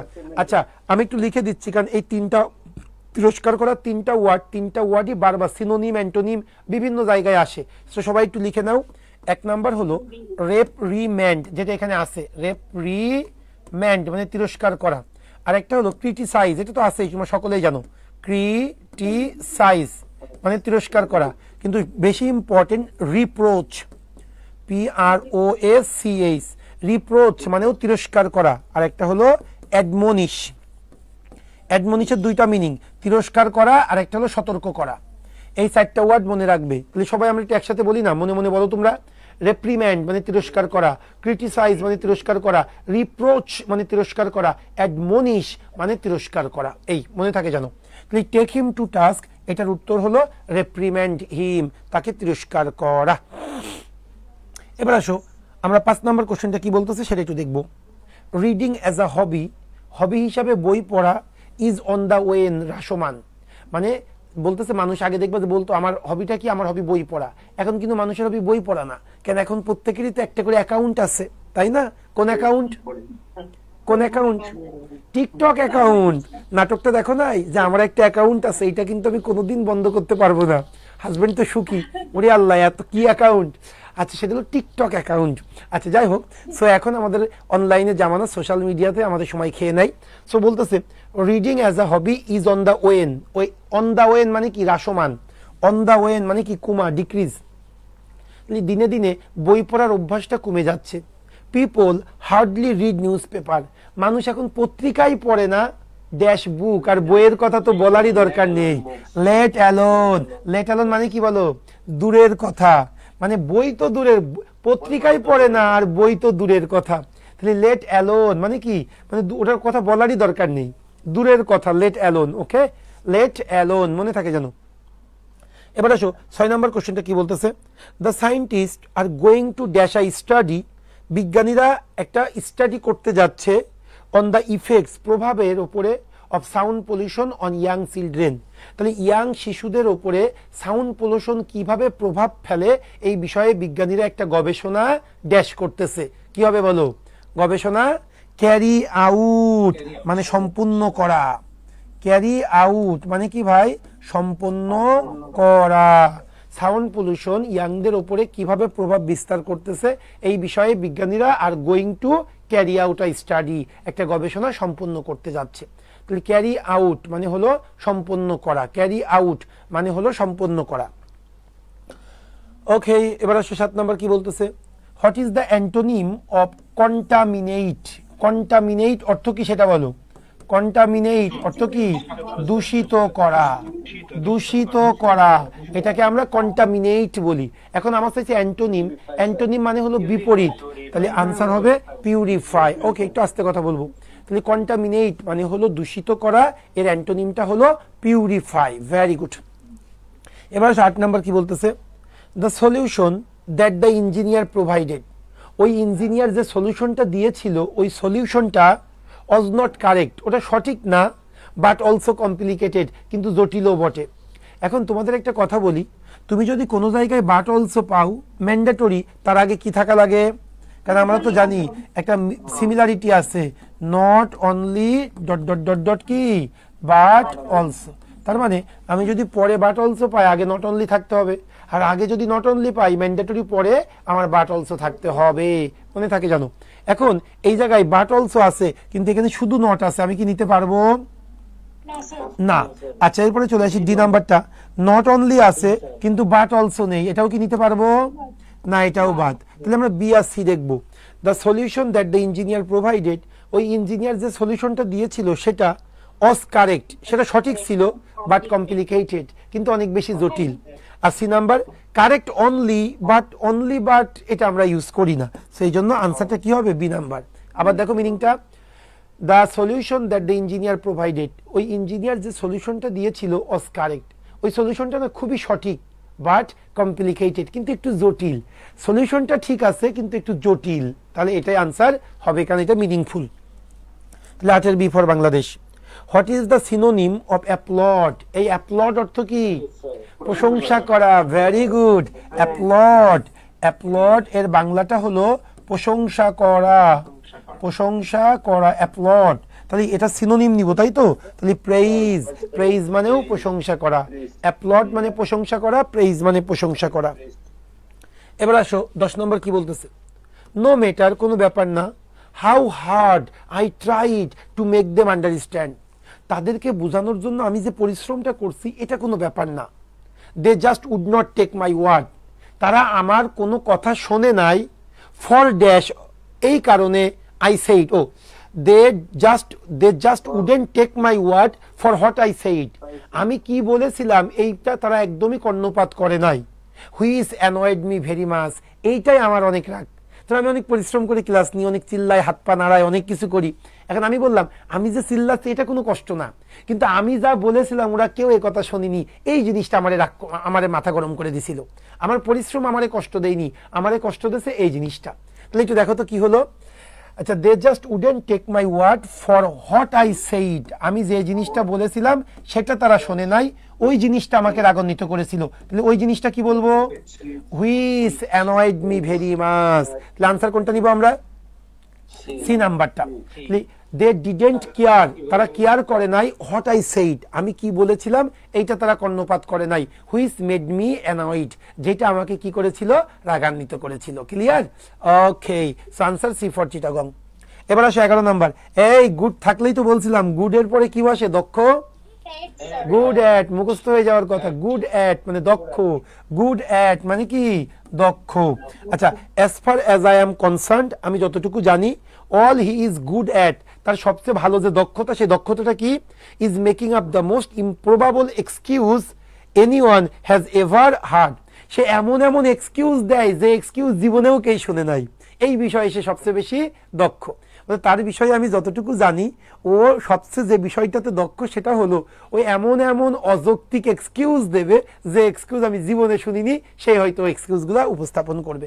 যাই হোক, গুড অ্যাট মানে দক্ষ। এই গুড কি বলেছি বলো? অ্যাট, গুড অ্যাট মানে দক্ষ। এবার 12 নম্বর কি বলতেছে, they never gave a thought, তারা কখনোই কল্পনা করে নাই, টু প্রবাবল ফিউচার প্রবলেম, সম্ভাব্য ভবিষ্যতের সমস্যাগুলা নিয়ে তারা কখনো চিন্তা করে নাই। When the plans dash 5 years ago, 5 বছর আগে যখন পরিকল্পনাটা ড্যাশ করা হয়েছিল, তখন এই পরিকল্পনার কি কি প্রবলেম, এই বিষয়ে তারা কোনো চিন্তা বা কর্ণপাত করে নাই। এখন ভাই 5 বছর আগে করা হয়েছিল, তার মানে যে বাক্যটা হবে এই বাক্যটা কি প্রেজেন্ট না পাস্ট? কথা বলো। প্রথমত পাস্ট হবে। এখন আসো, when the plans dash 5 years ago, যখন পরিকল্পনাটা 5 বছর আগে নেওয়া হয়েছিল, এই অংশটা কি প্রেজেন্ট না, সরি, এই অংশটা কি অ্যাক্টিভ না প্যাসিভ? পাস্ট তো হবে, বুঝলাম। এবার বলো, যখন পরিকল্পনাটা 5 বছর আগে নিয়েছিল, এই পরিকল্পনাটা কে নিয়েছিল তার কথা কি বলা আছে? না। যদি বলতে এমন, যখন শেখ হাসিনা 5 বছর আগে পরিকল্পনাটা নিয়েছিল, তার কথা যেহেতু বলা নেই, এই জন্য এটা কি হবে? পাস্টের প্যাসিভ হবে। সেটা পাস্ট ইনডিফিনিট হোক, পাস্ট কন্টিনিউয়াস হোক, কিন্তু আমাকে পাস্ট টেন্সের প্যাসিভ বানাইতে হবে। এখন একটু দেখি আমরা কোন জায়গায় আছে। বাই হ্যাভ হবে না, এটা প্রেজেন্ট। হ্যাভ হবে না, এটা প্রেজেন্ট। এটা হবে সি নাম্বারটা, ওয়ার বিং লেইড ডাউন, যখন পরিকল্পনাটা 5 বছর আগে নেওয়া হয়েছিল, তখন তারা এই পরিকল্পনার ভবিষ্যৎ প্রবলেম সম্পর্কে কেউ কোনো চিন্তা করে নাই। তার মানে আনসার হবে সি ফর চিটাগং। ওকে, এবার আসো 13 নম্বর কোশ্চেন কি বলতেছে, I was under the impression that, আমার একটা ধারণা ছিল যে, ইউ তুমি, too dash along with us তুমিও আমাদের সাথে আসবে। আমার একটা দৃঢ় বিশ্বাস ছিল যে তুমি কেউ না আসুক অ্যাটলিস্ট তুমি আমার সাথে আসবে। তাহলে I was under the impression that you, এই যে টু কথাটি না, এটা অতিরিক্ত অংশ, ধরো টু নাই। এখন দেখো তো কোনটা হয়, I was under the impression that you was supposed to না you were supposed to, অবশ্যই you were supposed to, এই জন্য আমরা was কেটে নিয়ে were নিব। এখন আমার একটা কথা আছে, ইউ এর সাথে তো হ্যাভও যায় আরও যায়, আমি সিআরডি কেন চিন্তা করলাম না বলো? এই শুরুটাই যেহেতু আই ওয়াজ মানে পাস্টে আছে, তাহলে পরে প্রেজেন্ট হইতে পারে না, এটা মোটামুটি কনফার্ম। গতকালকে টেন্সের ক্লাসে তোমাদের সিকোয়েন্স অফ টেন্স দেখাইছিলাম, মনে আছে? প্রিন্সিপাল ক্লজ যদি পাস্ট টেন্সে হয়, সাবঅর্ডিনেট ক্লজ কোনো চিন্তাই করা লাগবে না, সাবঅর্ডিনেট ক্লজ সর্বদাই পাস্টে হবে। এই মিলতেছে তো? সো ক্লাসগুলো ভালো করে করবা, ক্লাসগুলো ভালো করে করবা। হ্যাঁ বলো, কি বলতে চাচ্ছ?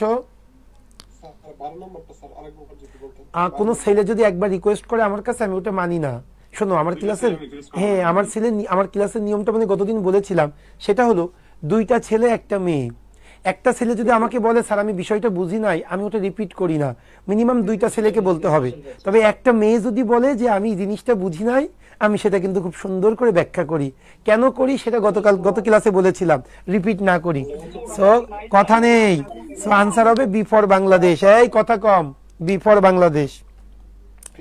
এবার আসো 14 নম্বর কোশ্চেনটা কি বলতেছে সেটা আমরা একটু দেখবো, ভালো করে বুঝবে। কোশ্চেন নাম্বার 14 দেখো, আমি এ নাম্বার অপশন দিয়ে পড়তেছি। অলদো যদিও he had completed his work successfully, যদিও সে তার কাজটা খুব যথাযথভাবে সম্পন্ন করেছে, Rahim went to collect his payment, Rahim তার টাকা আনতে গিয়েছিল। একটু যদি তোমাদের বলি ভাই, চারটা জিনিস, দো, অলদো, ডেসপাইট, ইনস্পাইট অফ, এই চারটা কোন ধরনের বাক্য প্রকাশের ক্ষেত্রে ব্যবহৃত হয়? নেগেটিভ বলবো না, ইনভার্স। ধরো অলদো, দো, আমি বলি দো, অলদো, ডেসপাইট, ইনস্পাইট, এই চারটা দ্বারা আমরা বিপরীতগুলা ব্যবহার করি। কেমন? যদিও সে অনেক পরিশ্রম করেছে তারপরে পরীক্ষায় ফেল করছে। এই যে দেখো বিপরীত ধর্মী একটা বিষয়, পরীক্ষায় পড়লে তো ফেল হওয়ার কথা না।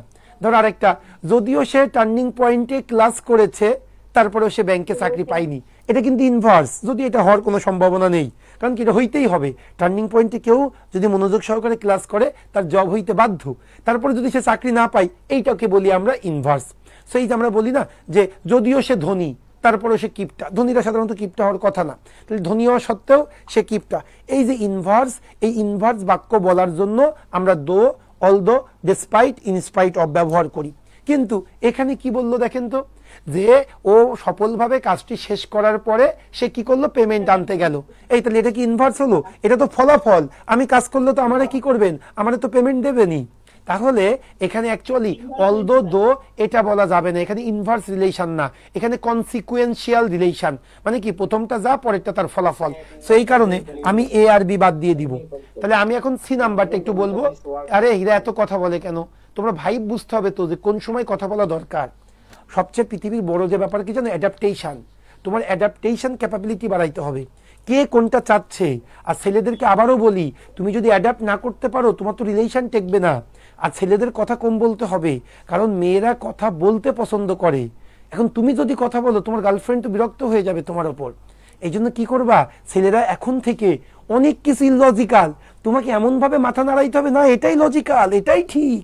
সেই জন্য এখন থেকে একটু অভ্যাস করো, তোমরা একটু আস্তে আস্তে কথা বলবা, কম কথা বলবা, অন্যদের কথা বেশি শুনবা। হ্যাঁ, এটা ভবিষ্যৎ তোমার জন্য ভালো, জীবন থেকে নিয়া। ওকে, আসো তাহলে আমরা এখন সি নাম্বার কোশ্চেনটা মানে যেটা বলতে গিয়েছিলাম। তাহলে এ আর বি বাদ হয়ে গেল, আমরা জানলাম। এখন তাহলে আমরা সি নাম্বারটা যদি বলি, একটু ভালো করে দেখো তো কি বলতেছে। Having completed his work successfully, তার কাজটা সফলভাবে সম্পন্ন করিয়া, Rahim went to collect his payment, Rahim তার পেমেন্টটা আনতে গিয়েছিল। দেখো তো এবার ঠিক আছে কিনা, আমি ক্লাসটা শেষ করিয়া আমি আমার পেমেন্ট আনতে গিয়েছিলাম। তাহলে কি জিনিসটা কি ফলাফলটা ঠিক আছে না? তার মানে আনসার এটাই ঠিক হবে। আরেকটা কথা মনে রাখবে, বাক্যের শুরুতে যদি আইএনজি হয় তাহলে ইয়া হয় অর্থটা, বাংলা অর্থ। যেমন doing the work I will go, কাজটি শেষ করিয়া আমি যাব।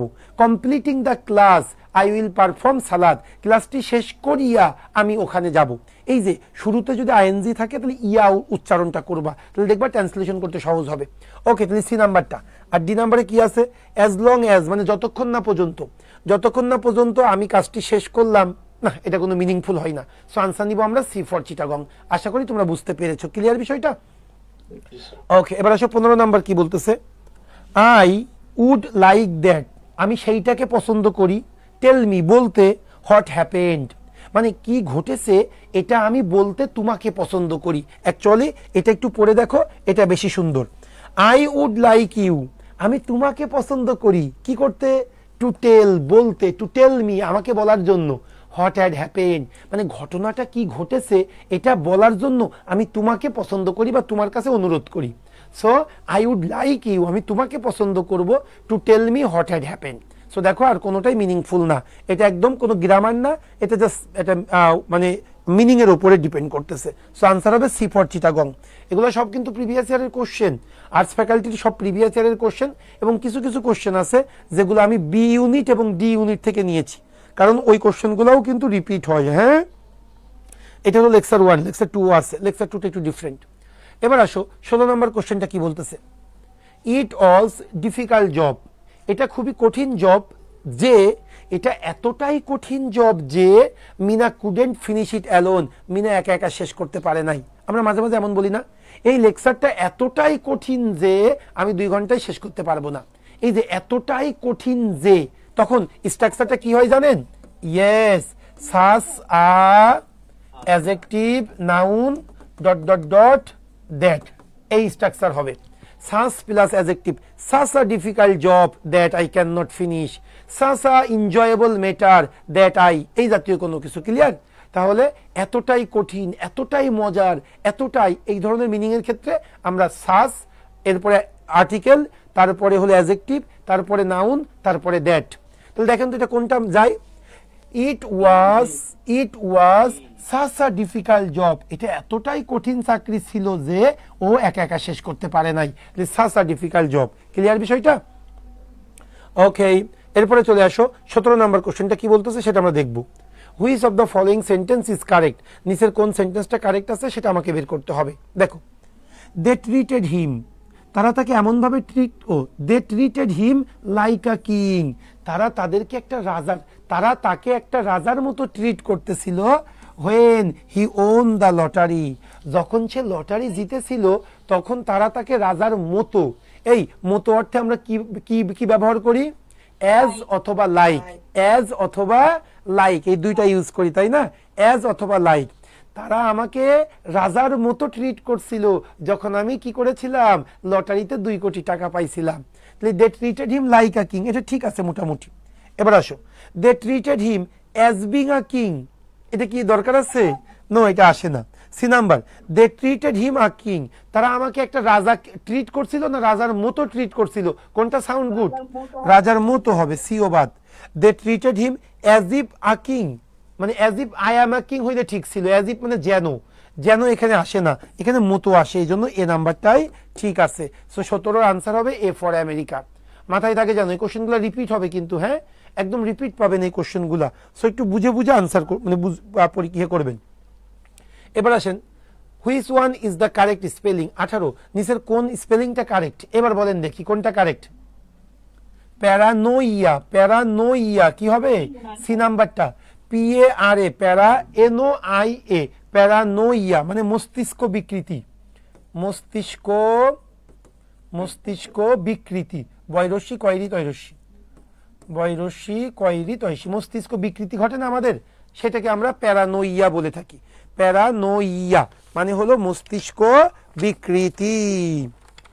দাঁড়াও, কাপ টাপ দিয়ে ভরাই রাখছে।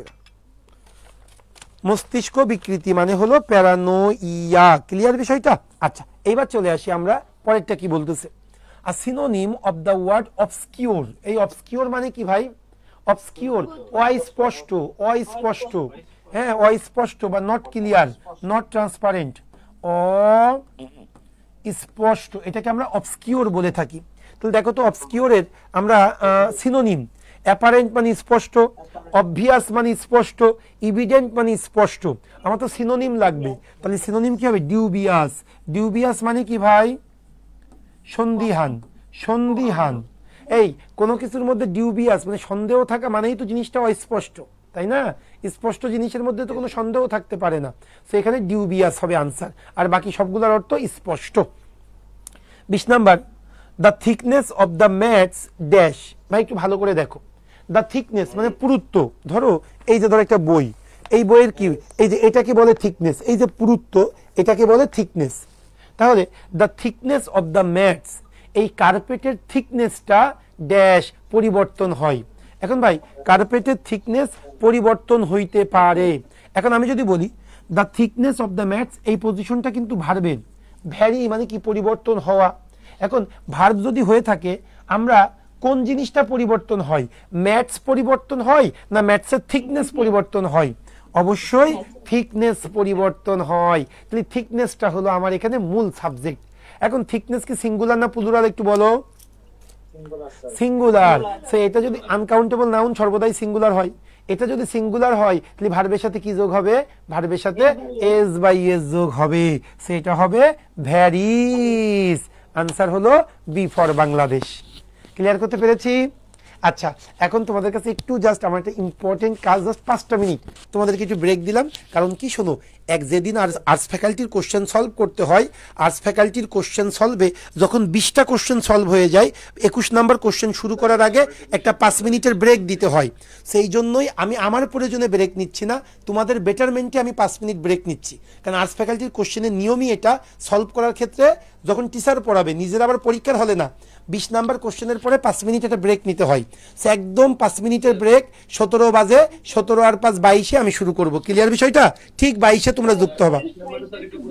ওরে বলো কি স্যার? ওটা 20 নম্বরে যেহেতু স্যার থিকনেস, স্যার এটা তো স্যার সাবজেক্টটা আমরা প্যাসিভ ভয়েসে স্যার নিতে পারতাম, হ্যাভ ভ্যারিড তো দিতে পারতাম স্যার। হ্যাভ ভ্যারিড তো প্যাসিভ ভয়েস না ভাই, ওটা present perfect tense, active voice, ওটা অ্যাক্টিভে। তুমি হ্যাভ ভ্যারিড কোনোদিন লিখতে পারবে না, তুমি দিতে পারবে হ্যাজ ভ্যারিড। হচ্ছে আর ভ্যারিড থাকে তাহলে কি হইতো sir? The thickness of the mats are, না না আর ভ্যারিড কেন হবে? আমার আর ভ্যারিড, আমার আর ভ্যারিড হচ্ছে থিকনেস তো স্যার নিজে নিজে পরিবর্তন হতে পারে না স্যার, এটা তো কেউ পরিবর্তন করে। ওরে তাই এই হ্যালো সোহেল দোস্ত, হ্যালো সোহেল বল। আরে সোহেল হ্যালো। আচ্ছা ঠিক আছে, না থিকনেসটা পরিবর্তন না হলে, যেমন শোনো আমরা যদি বলি দ্য ট্রেন ইজ রানিং, এই ঠিক আছে কিনা ভুল আছে তাই বলো। দ্য ট্রেন ইজ রানিং, ট্রেনটি চলছে, ঠিক আছে। এখন তোমার যদি আমি কোশ্চেন করি, ভাই ট্রেন তো একা একা চলে না, ট্রেন তো একজন চালায়, কিন্তু তারপরেও ভাই ট্রেন চলাটাকে আমরা অ্যাক্টিভ চিন্তা করি। এই জন্য আমি সিম্পলি বলতেছি, এই বইয়ের পুরুত্ব কিন্তু পরিবর্তন হইতে পারে। যেমন দেখো আমরা আমাদের লেকচার শিট বানাচ্ছি, ওরা বলে যে স্যার পেজের কারণে কিন্তু আমার ভলিউমটা পরিবর্তন হইতে পারে। তাহলে এইটা কিন্তু জেনারেল একটা সেন্স, এইখানে আমার প্যাসিভ করার কোনো প্রয়োজন পড়ে না। ক্লিয়ার বিষয়টা? ওকে, তবে যদি প্যাসিভ দাও তাতে কোনো ভুল নেই, তবে তারপরেও তুমি কিন্তু আবার ভুল করলা। আমি আসল যে জিনিসটা বুঝাইতে চাইছি তুমি তো সেটাই বুঝলা না। The thickness of the mat তুমি বললা আর ভ্যারিড, আরে আমি যে জিনিসটা মূল টাচ করতে চাচ্ছি থিকনেস হলো সিঙ্গুলার। ওকে ঠিক 5 মিনিট, 18 বাজে 23-এ ঢুকবো।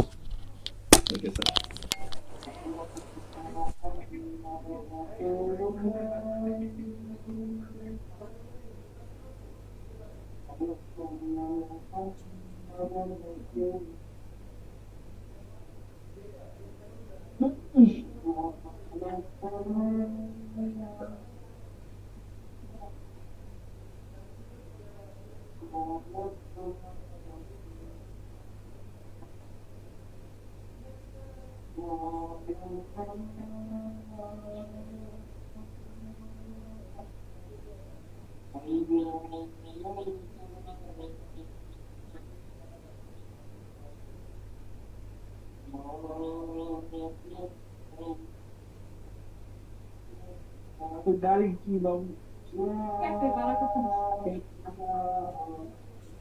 মনে না আছে দুটো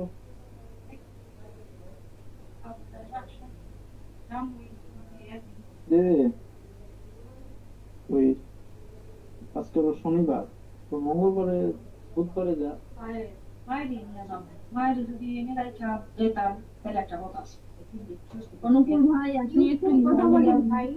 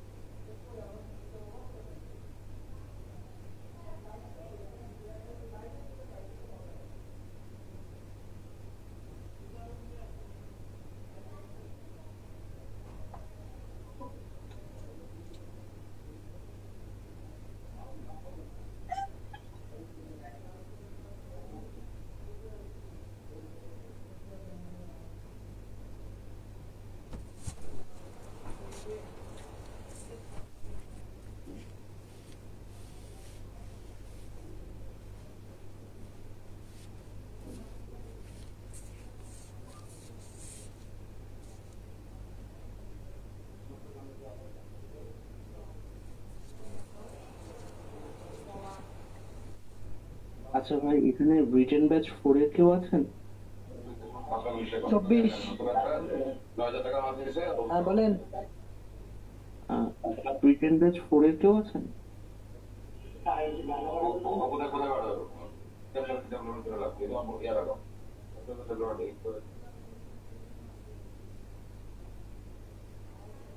না, আমরা রিটেন ব্যাচ 5 এ ভর্তি হয়েছি। ও আচ্ছা আচ্ছা।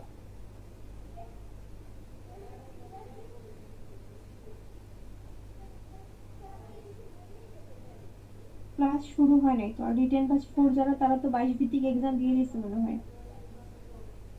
আজকে যেগুলো পড়েছে এগুলোর কি গ্রুপে দিয়েছে নাকি দিবে? আপনি মাস্টার ব্যাচের ওই কি বলে এফবি থেকে যদি মাস্টার ব্যাচে যান তাইলেই দেখতে পাবেন যে ওখানে দিয়েছে। ওখান থেকে ডাউনলোড করে নেন, তাই হবে ভাইয়া। এগুলো কি ক্লাসের আগে দিয়ে দেয়? হ্যাঁ, ক্লাসের আগেই দিয়ে দেয়, 1-2 ঘন্টা আগে বা 3-4 ঘন্টা আগে। আচ্ছা, এখানে সবগুলো পাবেন। আপনার যে 5টা ক্লাস হয়েছে না, জি সব 5টা শুদ্ধ ওখানে পাবেন, পিডিএফ এ আছে। আর যদি আপনি একটা গ্রুপে ঢুকতে পারেন, 24 ব্যাচের একটা গ্রুপ আছে, ওই গ্রুপে ঢুকলে আপনি পাবেন এই সবগুলো ওইখানে পাবেন। আচ্ছা আপু, আর যদি আপনার 5 এর কি ক্লাস শুরু হয়েছে? রিটেন ব্যাচ 5 এর ক্লাস শুরু হয়ে গেছে? ক্লাস শুরু হয় না, কিন্তু 12 তারিখ থেকে শুরু হবে। আমি ভর্তি হইনি তো, কিন্তু এখন ভর্তি হওয়া যাবে, মুক্তি যাবে মনে হয় নাকি? যেহেতু ক্লাস শুরু হয় নাই, মনে হয় যাবে। আপনি বাপি দাদার সাথে যোগাযোগ করে দেখতে পারেন। ঠিক আছে। আপু, আপনি কি 2023 সাল ভিত্তিক রিটেনের জন্য ভর্তি হয়েছেন? আসসালামু আলাইকুম, আপনারা কি শুনতে পাচ্ছেন? যে শীতের কথা বলতেছিলেন একটু চেক করেন। আমি আচ্ছা, আপনাদের কোনো প্রশ্ন থাকলে এখন করতে পারেন। আচ্ছা আচ্ছা ভাই, আমার একটা প্রশ্ন ছিল। সেটা হচ্ছে, আমি হচ্ছে রিটেন ব্যাচ 4 এর ছাত্র। তো আমি লাস্টে কিছু ক্লাস আমি করিনি, মানে আমি একটু জানতে চাচ্ছি যে রিটেন ব্যাচ 4 এর কি সব ক্লাস শেষ হয়ে গেছে? মানে রিটেন ব্যাচ কি সব মানে কোর্স শেষ হয়ে গেছে? হ্যাঁ, রিটেন ব্যাচের কোর্স শেষ হয়ে গেছে। আচ্ছা আচ্ছা, মানে ওদের তো মনে হয় আপনি রেকর্ড দেখতে পারবেন ভাই, রেকর্ড তো থাকার কথা। এরপর হচ্ছে রহমত ভাইয়া কিছু বলতে চাচ্ছেন?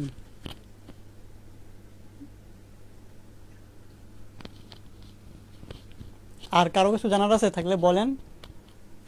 আচ্ছা ভাই, একটা প্রশ্ন আছে। সেটা হচ্ছে যে আমি এই যে গত মানে 2 তারিখে সম্ভবত যে হচ্ছে রিটেন ব্যাচ 4 এর একটা ক্লাস শুরু হয়েছিল, যে লেকচার হচ্ছে 12 নাম্বার ক্লাস, মানে ম্যাথের ক্লাস। তো সেটাতে একটু ক্লাস শুরু হয়েও আর হলো না, মানে ওখানে স্টুডেন্ট বেশি ছিল না, এই জন্য ওটা বন্ধ হয়ে গেছে। তো এটা আসলে পরে কবে হবে, এটা কি একটু জানা যাবে? এখন হচ্ছে এটা স্যার কিছু জানায়নি, স্যার যদি আমাদেরকে জানায় তাহলে আমরা জানিয়ে দেব। আচ্ছা আচ্ছা। আর হচ্ছে আমাদের রিটেন ব্যাচ 4 এর একটা গ্রুপ আছে হোয়াটসঅ্যাপে, তো সেখানে একটু কি মানে ওই মেসেজ করা যায় না, শুধু আর কি মানে ওই ইয়ের থেকে যে মেসেজ দেবে সেটাই, মানে আমরা স্টুডেন্টরা কোনো মেসেজ দিতে পারি না। তো সে একটু কি মানে সুযোগ করা যায় মেসেজ দেওয়ার? আচ্ছা, একটু বলি শোনেন।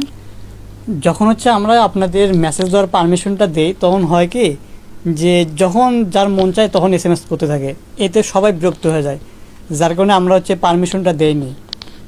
শুধু আমরা যে ইম্পর্টেন্ট যে তথ্যগুলো দেবো এগুলোর জন্য শুধু আমরা SMS করব।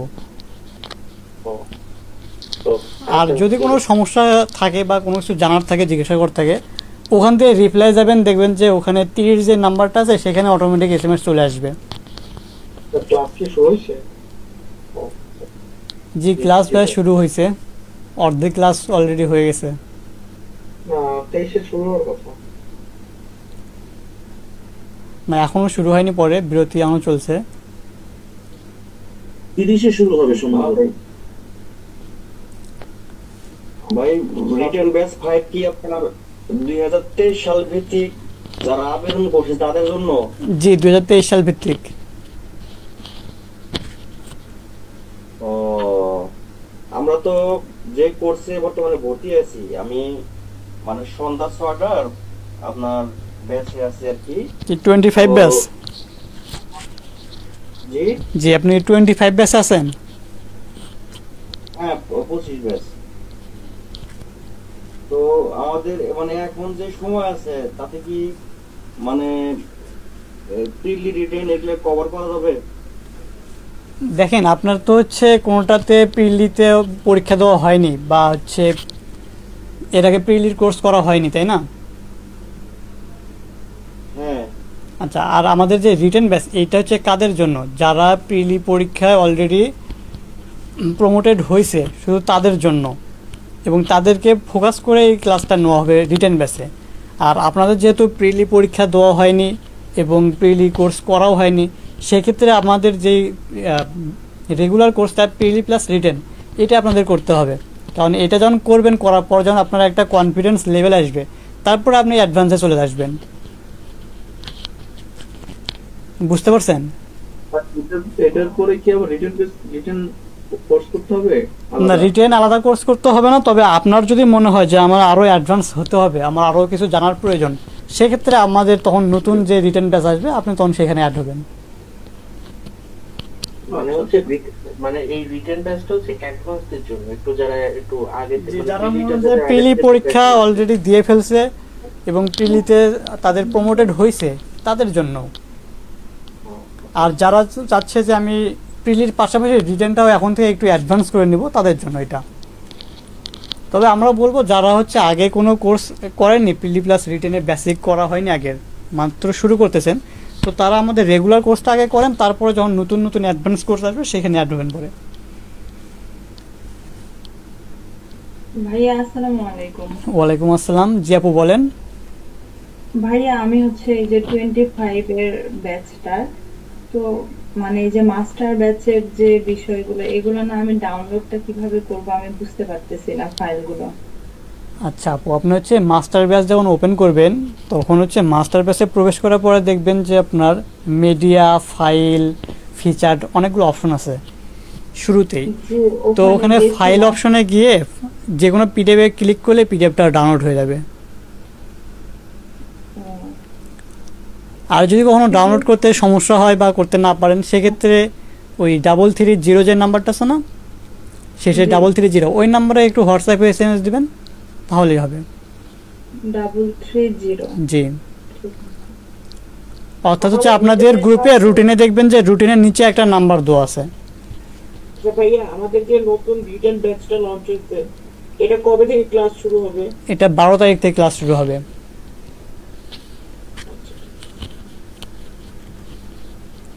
ভাইয়া তাহলে নতুন রিটেনের ব্যাচের টোটালি কয়টা ক্লাস হবে ইনশাআল্লাহ?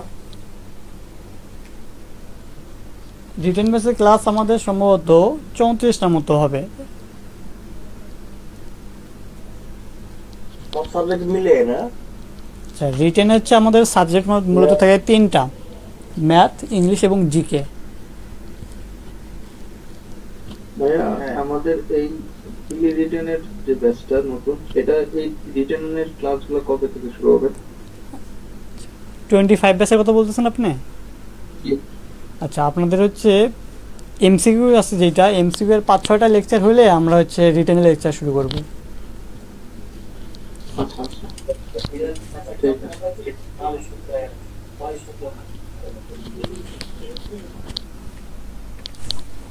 আমাদের 25 ব্যাচে এই মাসের রুটিনে 15 তারিখে হচ্ছে প্রিভিয়াস এক্সাম একটা দেওয়া আছে, এক্সামে আছে। তো প্রিভিয়াস এর কোশ্চেন বা ইয়াগুলো আমরা কোথা থেকে পাবো? আচ্ছা, সিলেবাসের পিডিএফটা আপনাদের হোয়াটসঅ্যাপ গ্রুপ এবং আপনাদের ফেসবুক গ্রুপে দেওয়া আছে। তো ওখানে আপনাদের যেই আচ্ছা, এখন ওই প্রশ্নগুলো আপনি হচ্ছে যে কোনো একটা কোয়েশ্চেন ব্যাংক কিনবেন, কোয়েশ্চেন ব্যাংক কিনে সেখান থেকে আপনি পড়ে নেবেন ওইটা। নাকি কোনো কোশ্চেন ব্যাংক সাজেস্ট করবেন, নাকি যে কোনো একটা কোশ্চেন ব্যাংক কিনে নিলেই হয়ে যাবে? যে কোনো একটা কোয়েশ্চেন ব্যাংক কিনে নিলেই হবে। রিসেন্ট পাবলিকেশন কিনে দেবেন। আচ্ছা, আমি প্রাইভেট ব্যাংকের নতুন যে ব্যাচ শুরু হবে, ওই ব্যাচে আমি ভর্তি আছি, তো ওই ব্যাচের আসলে আপডেটটা একটু জানতে চাই। আচ্ছা, এই ব্যাচের ক্লাস পরীক্ষার পরে হবে, বিসিএস এর পর শুরু হবে, অর্থাৎ হচ্ছে 11-12 এই দিক থেকে আমরা শুরু করব।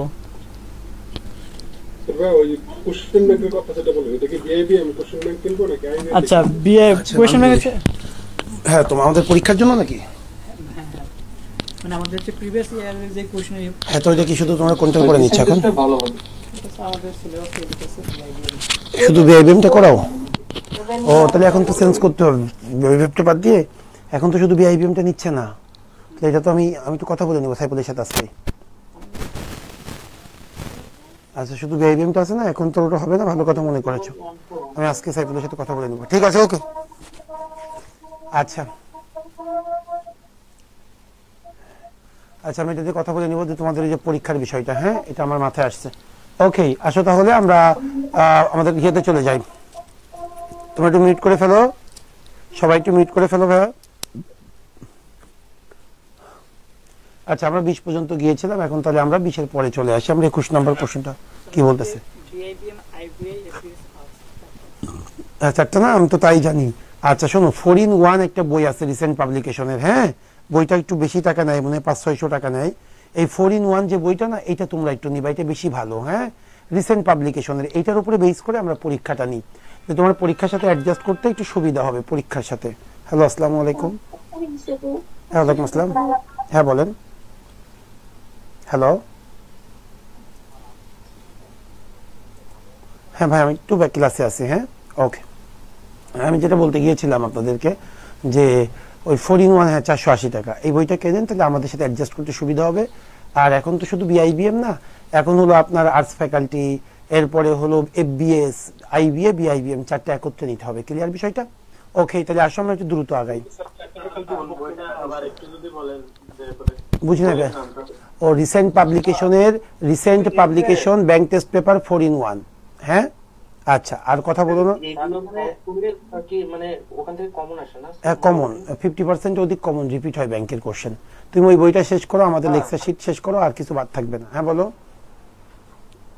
আর ইমিনেটেড 7-in-1 বইতে এফবিএস আর্টস আপনার টোটাল 7টা ফ্যাকাল্টি আছে স্যার, কিন্তু বিআইবিএম এ আপনার রিসেন্ট আসছে 4টা ফ্যাকাল্টি আছে। সেক্ষেত্রে কোনটা ভালো হবে? ওই 4টাই নাও, 7টা লাগবে না আমার, ওই 4টা হইলে হয়েছে। আর কথা বলো না, আমরা শুরু করি। বলো স্যার, আমার একটা কোশ্চেন আছে শুধু। বলো। স্যার, আমি না ভর্তি হইনি, কিন্তু আমার কোর্স শেষ হয়ে গেছে। আমি কি যে 5 রিটেন 5 ব্যাচটাতে এখন ভর্তি হতে পারবো? আপু পারো। হ্যাঁ, হ্যালো আশিক, পারোটা। আমি আমার অনলাইন ব্যাচে, হ্যাঁ, ইয়েতে আছে। তুমি সামাদ মেনশন লিফটে 6 বসো, আমি ক্লাসে, আমি বের হয়ে কল দিব। হ্যাঁ, আসো তাহলে আমি তোমাদেরকে পড়ি, আমরা শুরু করি, আর কথা বলো না। 21 number, a person who writes play is called. একজন ব্যক্তি যে প্লে লেখে, এটা আমরা 1 ওয়ার্ড সাবস্টিটিউশন ক্লাসে পড়েছিলাম। তাকে কি বলে? যে নাটক লেখে। নাট্যকারের ইংলিশ থেকে প্লে রাইট, একত্রে হয় এটা। এটা অনেকে না এইটা লেখে বা এই এ নাম্বার দেয়, এ নাম্বার না, আনসার হবে বি নাম্বার। হ্যাঁ, প্লে রাইট। ক্লিয়ার? এবার আসো 22 নম্বর কি বলতেছে? Jamshed was unable to attend the meeting. Jamshed এই মিটিংয়ে উপস্থিত হইতে অক্ষম ছিল, because he was feeling dash, কারণ সে ড্যাশ অনুভব করতেছিল। কি হবে ভাই? আন্ডার দ্য ওয়েদার মানে কি? কিছুটা অসুস্থতা বোধ করে। লেখো, আন্ডার দ্য ওয়েদার মানে কি? কিছুটা অসুস্থতা বোধ করা। দ্রুত লিখবো, আন্ডার দ্য ওয়েদার মানে হলো কিছুটা অসুস্থতা বোধ করা। লেখা হয়েছে? যাবো আমি নেক্সটে তাহলে। আচ্ছা, এখন আসো 23 নম্বর কি বলতেছে?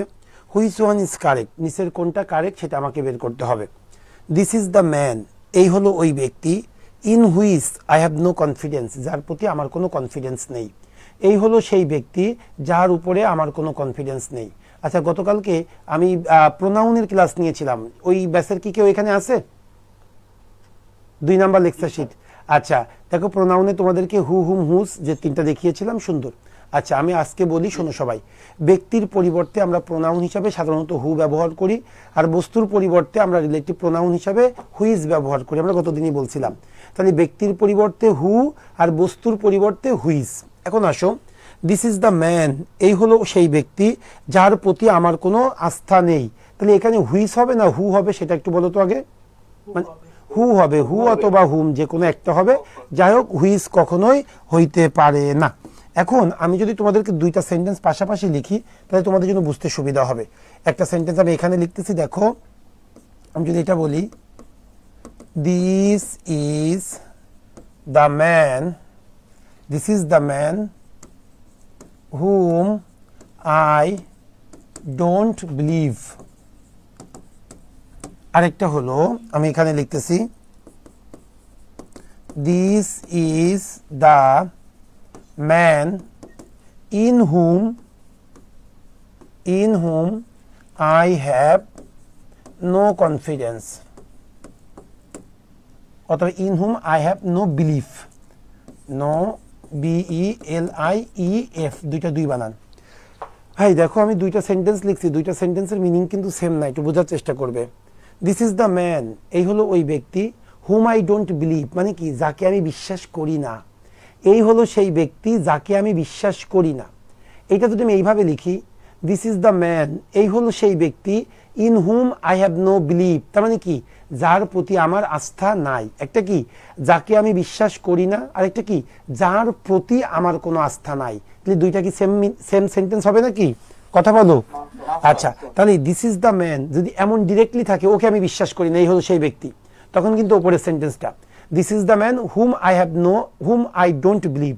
আর যখন হবে এই হলো সেই ব্যক্তি যার উপরে আমার কোনো আস্থা নেই, কোনো বিশ্বাস নেই, তখন আমরা কি লিখবো? This is the man in whom I have no confidence. দেখো দুইটা পরিবর্তন, এখানে শুধু হুম, এখানে ইন হুম। এখানে আই ডোন্ট বিলিভ, বিলিভটা ভার্ব আকারে আসছে, আর এখানে বিলিভটা নাউন আকারে আসছে। সো এখন আমাদের তাহলে 23 নম্বর কোশ্চেনটা একটু পড়ে দেখো আমার। হ্যাঁ বোন বলি। আচ্ছা শোনো, দিস ইজ দ্য ম্যান, এই হলো সেই ব্যক্তি যাকে আমি বিশ্বাস করি না। এক জিনিস, যাকে আমি বিশ্বাস করি না, এটা কিন্তু ভার্ব। আই ডোন্ট বিলিভ, আমি বিশ্বাস করি না। আরেকটা হলো এই হলো সেই ব্যক্তি যার উপরে আমার বিশ্বাস নাই, এখানে কিন্তু বিলিভটা ভার্ব না, এখানে কি নাউন, যার উপরে আমার বিশ্বাস নাই।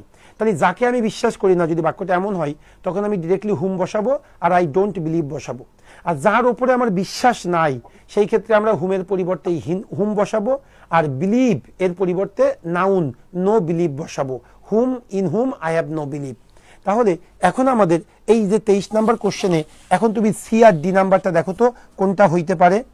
This is the man in whom I have no confidence, নাকি this is the man whom I have no confidence, কোনটা হবে সেটা বলো।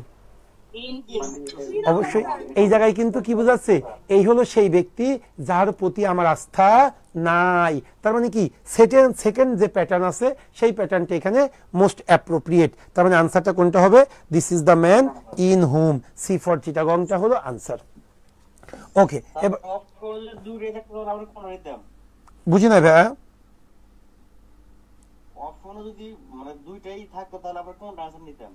তখন ইসলামে তো বড় বউকে প্রায়োরিটি দিতে বলছে, তখন তোমার কাছে যেটা আগে আসবে তাকে প্রায়োরিটি দিবা। হ্যাঁ, ইসলামে তো দুই বউকে মধ্যে থাকে, 4টা বৈধ আছে, তবে বড় বউকে প্রায়োরিটি দিতে বলছে। হ্যাঁ, এখন তোমার উপর ডিপেন্ড করবে, যার প্রতি তোমার ভালোবাসা বেশি, হ্যাঁ তাকে দিলা তুমি। ওকে, আচ্ছা দুইটা থাকবে কেন? হ্যাঁ, আমার একটাই থাকবে, দুইটা অপশন কেন থাকবে? যেটা সঠিক উত্তর সেটা একটাই থাকবে। ক্লিয়ার? আচ্ছা ওকে, আসো এবার আসো। কোনটা ভাই? এই ডোন্ট বিলিভ কি দুইটা ভার্ব না একটা ভার্ব? তোমরা বলো। ডোন্ট বিলিভ একটা ভার্ব, কারণ ডোন্টটা তো অক্সিলারি ভার্ব আর বিলিভটা মূল ভার্ব, আমার তো মূল ভার্ব কাউন্ট করতে হবে। ওকে, যেমন আমি তোমাদের যদি বলি হ্যাভ ডান, এই হ্যাভ ডান কয়টা ভার্ব? একটা। হ্যাভ ডান এখানে প্রেজেন্ট পারফেক্ট, হ্যাভটা তো অক্সিলারি ভার্ব। কিন্তু যদি বলতাম ডু হ্যাভ, ডু তারপরে হ্যাভ, তখন কয়টা ভার্ব? দুইটা ভার্ব। ওকে ভাই, এটা গতকালকে ক্লাস না করলে বুঝতে পারবা না। বি নাম্বারটা কেন হলো না? শোনো, হুটা হলো বাক্যের সাবজেক্ট আর হুমটা হলো অবজেক্ট।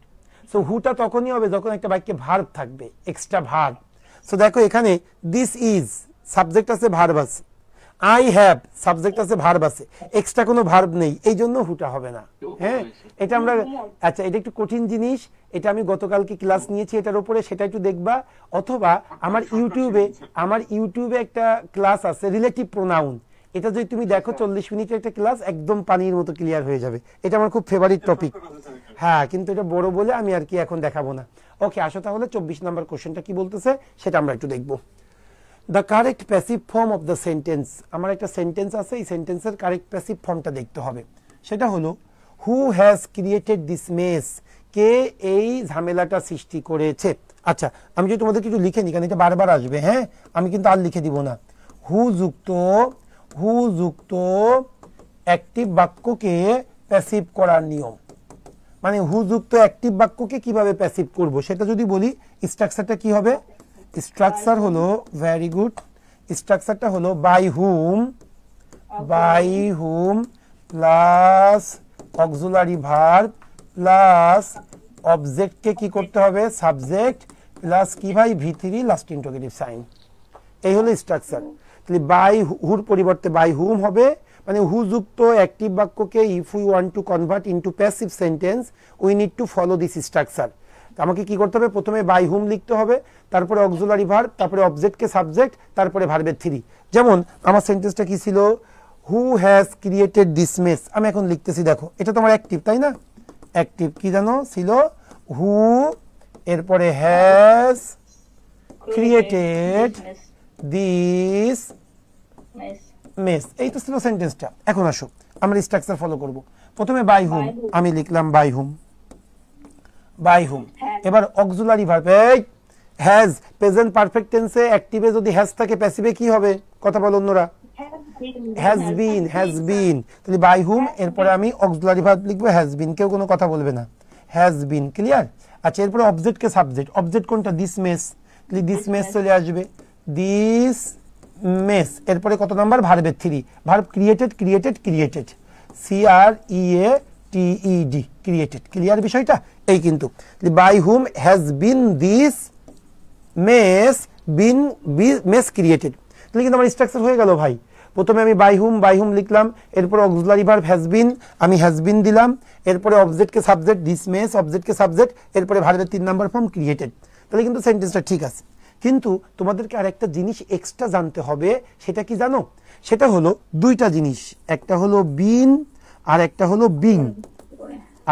বিং, মনে রাখবা এই দুইটা জিনিস সর্বদাই ভার্বের আগে আসবে, এই দুইটা জিনিস সর্বদাই মূল ভার্বের আগে বসাইতে হয়। একটা হলো বিন আর একটা হলো বিং, এই দুইটা জিনিস সর্বদাই মূল ভার্বের আগে বসাইতে হয়। এখন তোমরা বলো এই সেন্টেন্সে মূল ভার্ব কোনটা? ক্রিয়েটেড। তাহলে এই যে বিন কথাটি আছে এইটা জাস্ট শুধু শিফট করে তুমি এর আগে নিয়ে নিবা, আর কিচ্ছু না। তাহলে আমার কি হবে বলো সেন্টেন্সটা? By whom has this mess been created. Okay stop সবাই। By whom has this mess been created, তাহলে এটা কিন্তু মনে থাকে জানো, বারবার পরীক্ষায় আসবে, এবং এটা আর্টস ফ্যাকাল্টি কোশ্চেন নিলেই পরীক্ষায় দেখবে দিয়ে দেবে। তাহলে who has created this mess আমরা কি দেব ভাই? By whom has this mess been created, C নাম্বারটা, হ্যাঁ সি নাম্বারটা। এবার আসো 25 number, this box is very heavy, এই বক্সটা না অনেক বেশি ভারী। আচ্ছা, would you mind giving me a hand, দয়া করে আপনি আমাকে একটু সাহায্য করবেন। তাহলে আমরা জানি কিনা উড ইউ মাইন্ড এটা ভদ্রতা প্রকাশের ক্ষেত্রে ব্যবহৃত হয়, আর উড ইউ মাইন্ডের পরে ভার্বের সাথে আইএনজি লিখতে হয়। Okay, would you mind giving me a hand, দয়া করে আপনি কি একটু আমাকে সহযোগিতা করবেন। তাহলে উড ইউ মাইন্ড ভার্বের সাথে আইএনজি, এ নাম্বারটাই ঠিক আছে। উড ইউ মাইন্ড, মাইন্ডের পরে সর্বদাই ভার্বের সাথে আইএনজি হয়, মনে থাকে জানো। 25 এ। এবার আসো 26 নাম্বার কোশ্চেনটা কি বলতেছে দেখবো। You keep to interrupt while I am talking, আমি যখনই কথা বলি তুমি আমাকে সর্বদাই কি করো? ইন্টারাপ্ট করো বা ব্যাহত করো। এখন এই ইউ কিপ এরপরে কি হবে সেটা আমাকে বের করতে হবে। ইউ কিপ টু ইন্টারাপ্ট, না শুধু ইন্টারাপ্ট, না ইন্টারাপ্টেড, না ইন্টারাপ্টিং, কি হবে বলো? ওকে, সো শোনো আমি তোমাদেরকে একটু বলি, ভালো করে মনে রাখবা।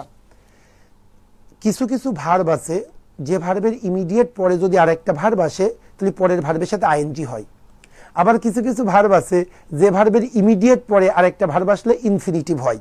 তাহলে আমাকে ওই ভার্বগুলো জানতে হবে। তাহলে যে সকল ভার্বের পরে আইএনজি হয় সেগুলো যদি আমি একটু লিখে নিই, ভার্বের সাথে আইএনজি হবে, মানে একটা ভার্বের পরে আরেকটা ভার্ব আসলে আইএনজি হবে। সেগুলো কি কি একটু এগুলো মনে রাখবে, যেগুলো আমি দিব। কনসিডার, কনসিডার, স্টপ, এরপরে কিপ, কিপ, এরপরে enjoy, enjoy, consider, stop, keep, enjoy, এটা একটু মনে রাখো, এগুলো একটু বেশি আসে আর কি। কনসিডার, স্টপ, কিপ, এনজয়, এই চারটার ইমিডিয়েট পরে যদি আরেকটা ভার্ব আসে তাহলে পরের ভার্বের সাথে কিন্তু আইএনজি হবে। এই ভিডিও কি থেমে গেছে নাকি?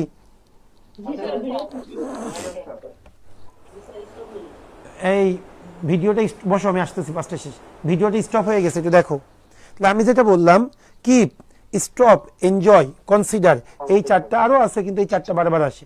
এগুলার ইমিডিয়েট পরে যদি আরেকটা ভার্ব আসে, আবার থেমে গেছে, সেই ভার্বের সাথে কি হবে? আইএনজি হবে। আর একটা মনে রাখবা, সেটা হলো ইনটেন্ট। ইনটেন্ট এর পরে যদি ইমিডিয়েট আরেকটা ভার্ব আসে তাহলে কি হবে? ইনফিনিটিভ হবে, ইনফিনিটিভ হবে, ইনফিনিটিভ হবে। ক্লিয়ার বিষয়টা?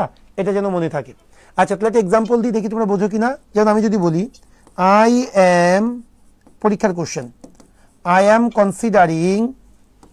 কনসিডারিং টু বাই অথবা বাইং আ কার। বলো, আমি একটা গাড়ি কিনতে বিবেচনা করতেছি। আমরা কিন্তু সবাই টু বাই দিতাম, I am considering to buy a car, কিন্তু না, এখানে কি কনসিডার এমন একটা ভার্ব যার পরে ইমিডিয়েট আরেকটা ভার্ব আসলে পরের ভার্বের সাথে আইএনজি হয়। So I am considering buying a car. মনে থাকবে তো? ওকে, সো আনসার হবে তাহলে বাইং। তাহলে বাইংটা কোন জায়গায় আছে? হ্যাঁ, বুঝি না, আরেকবার বলো। হ্যাঁ, তা থাক।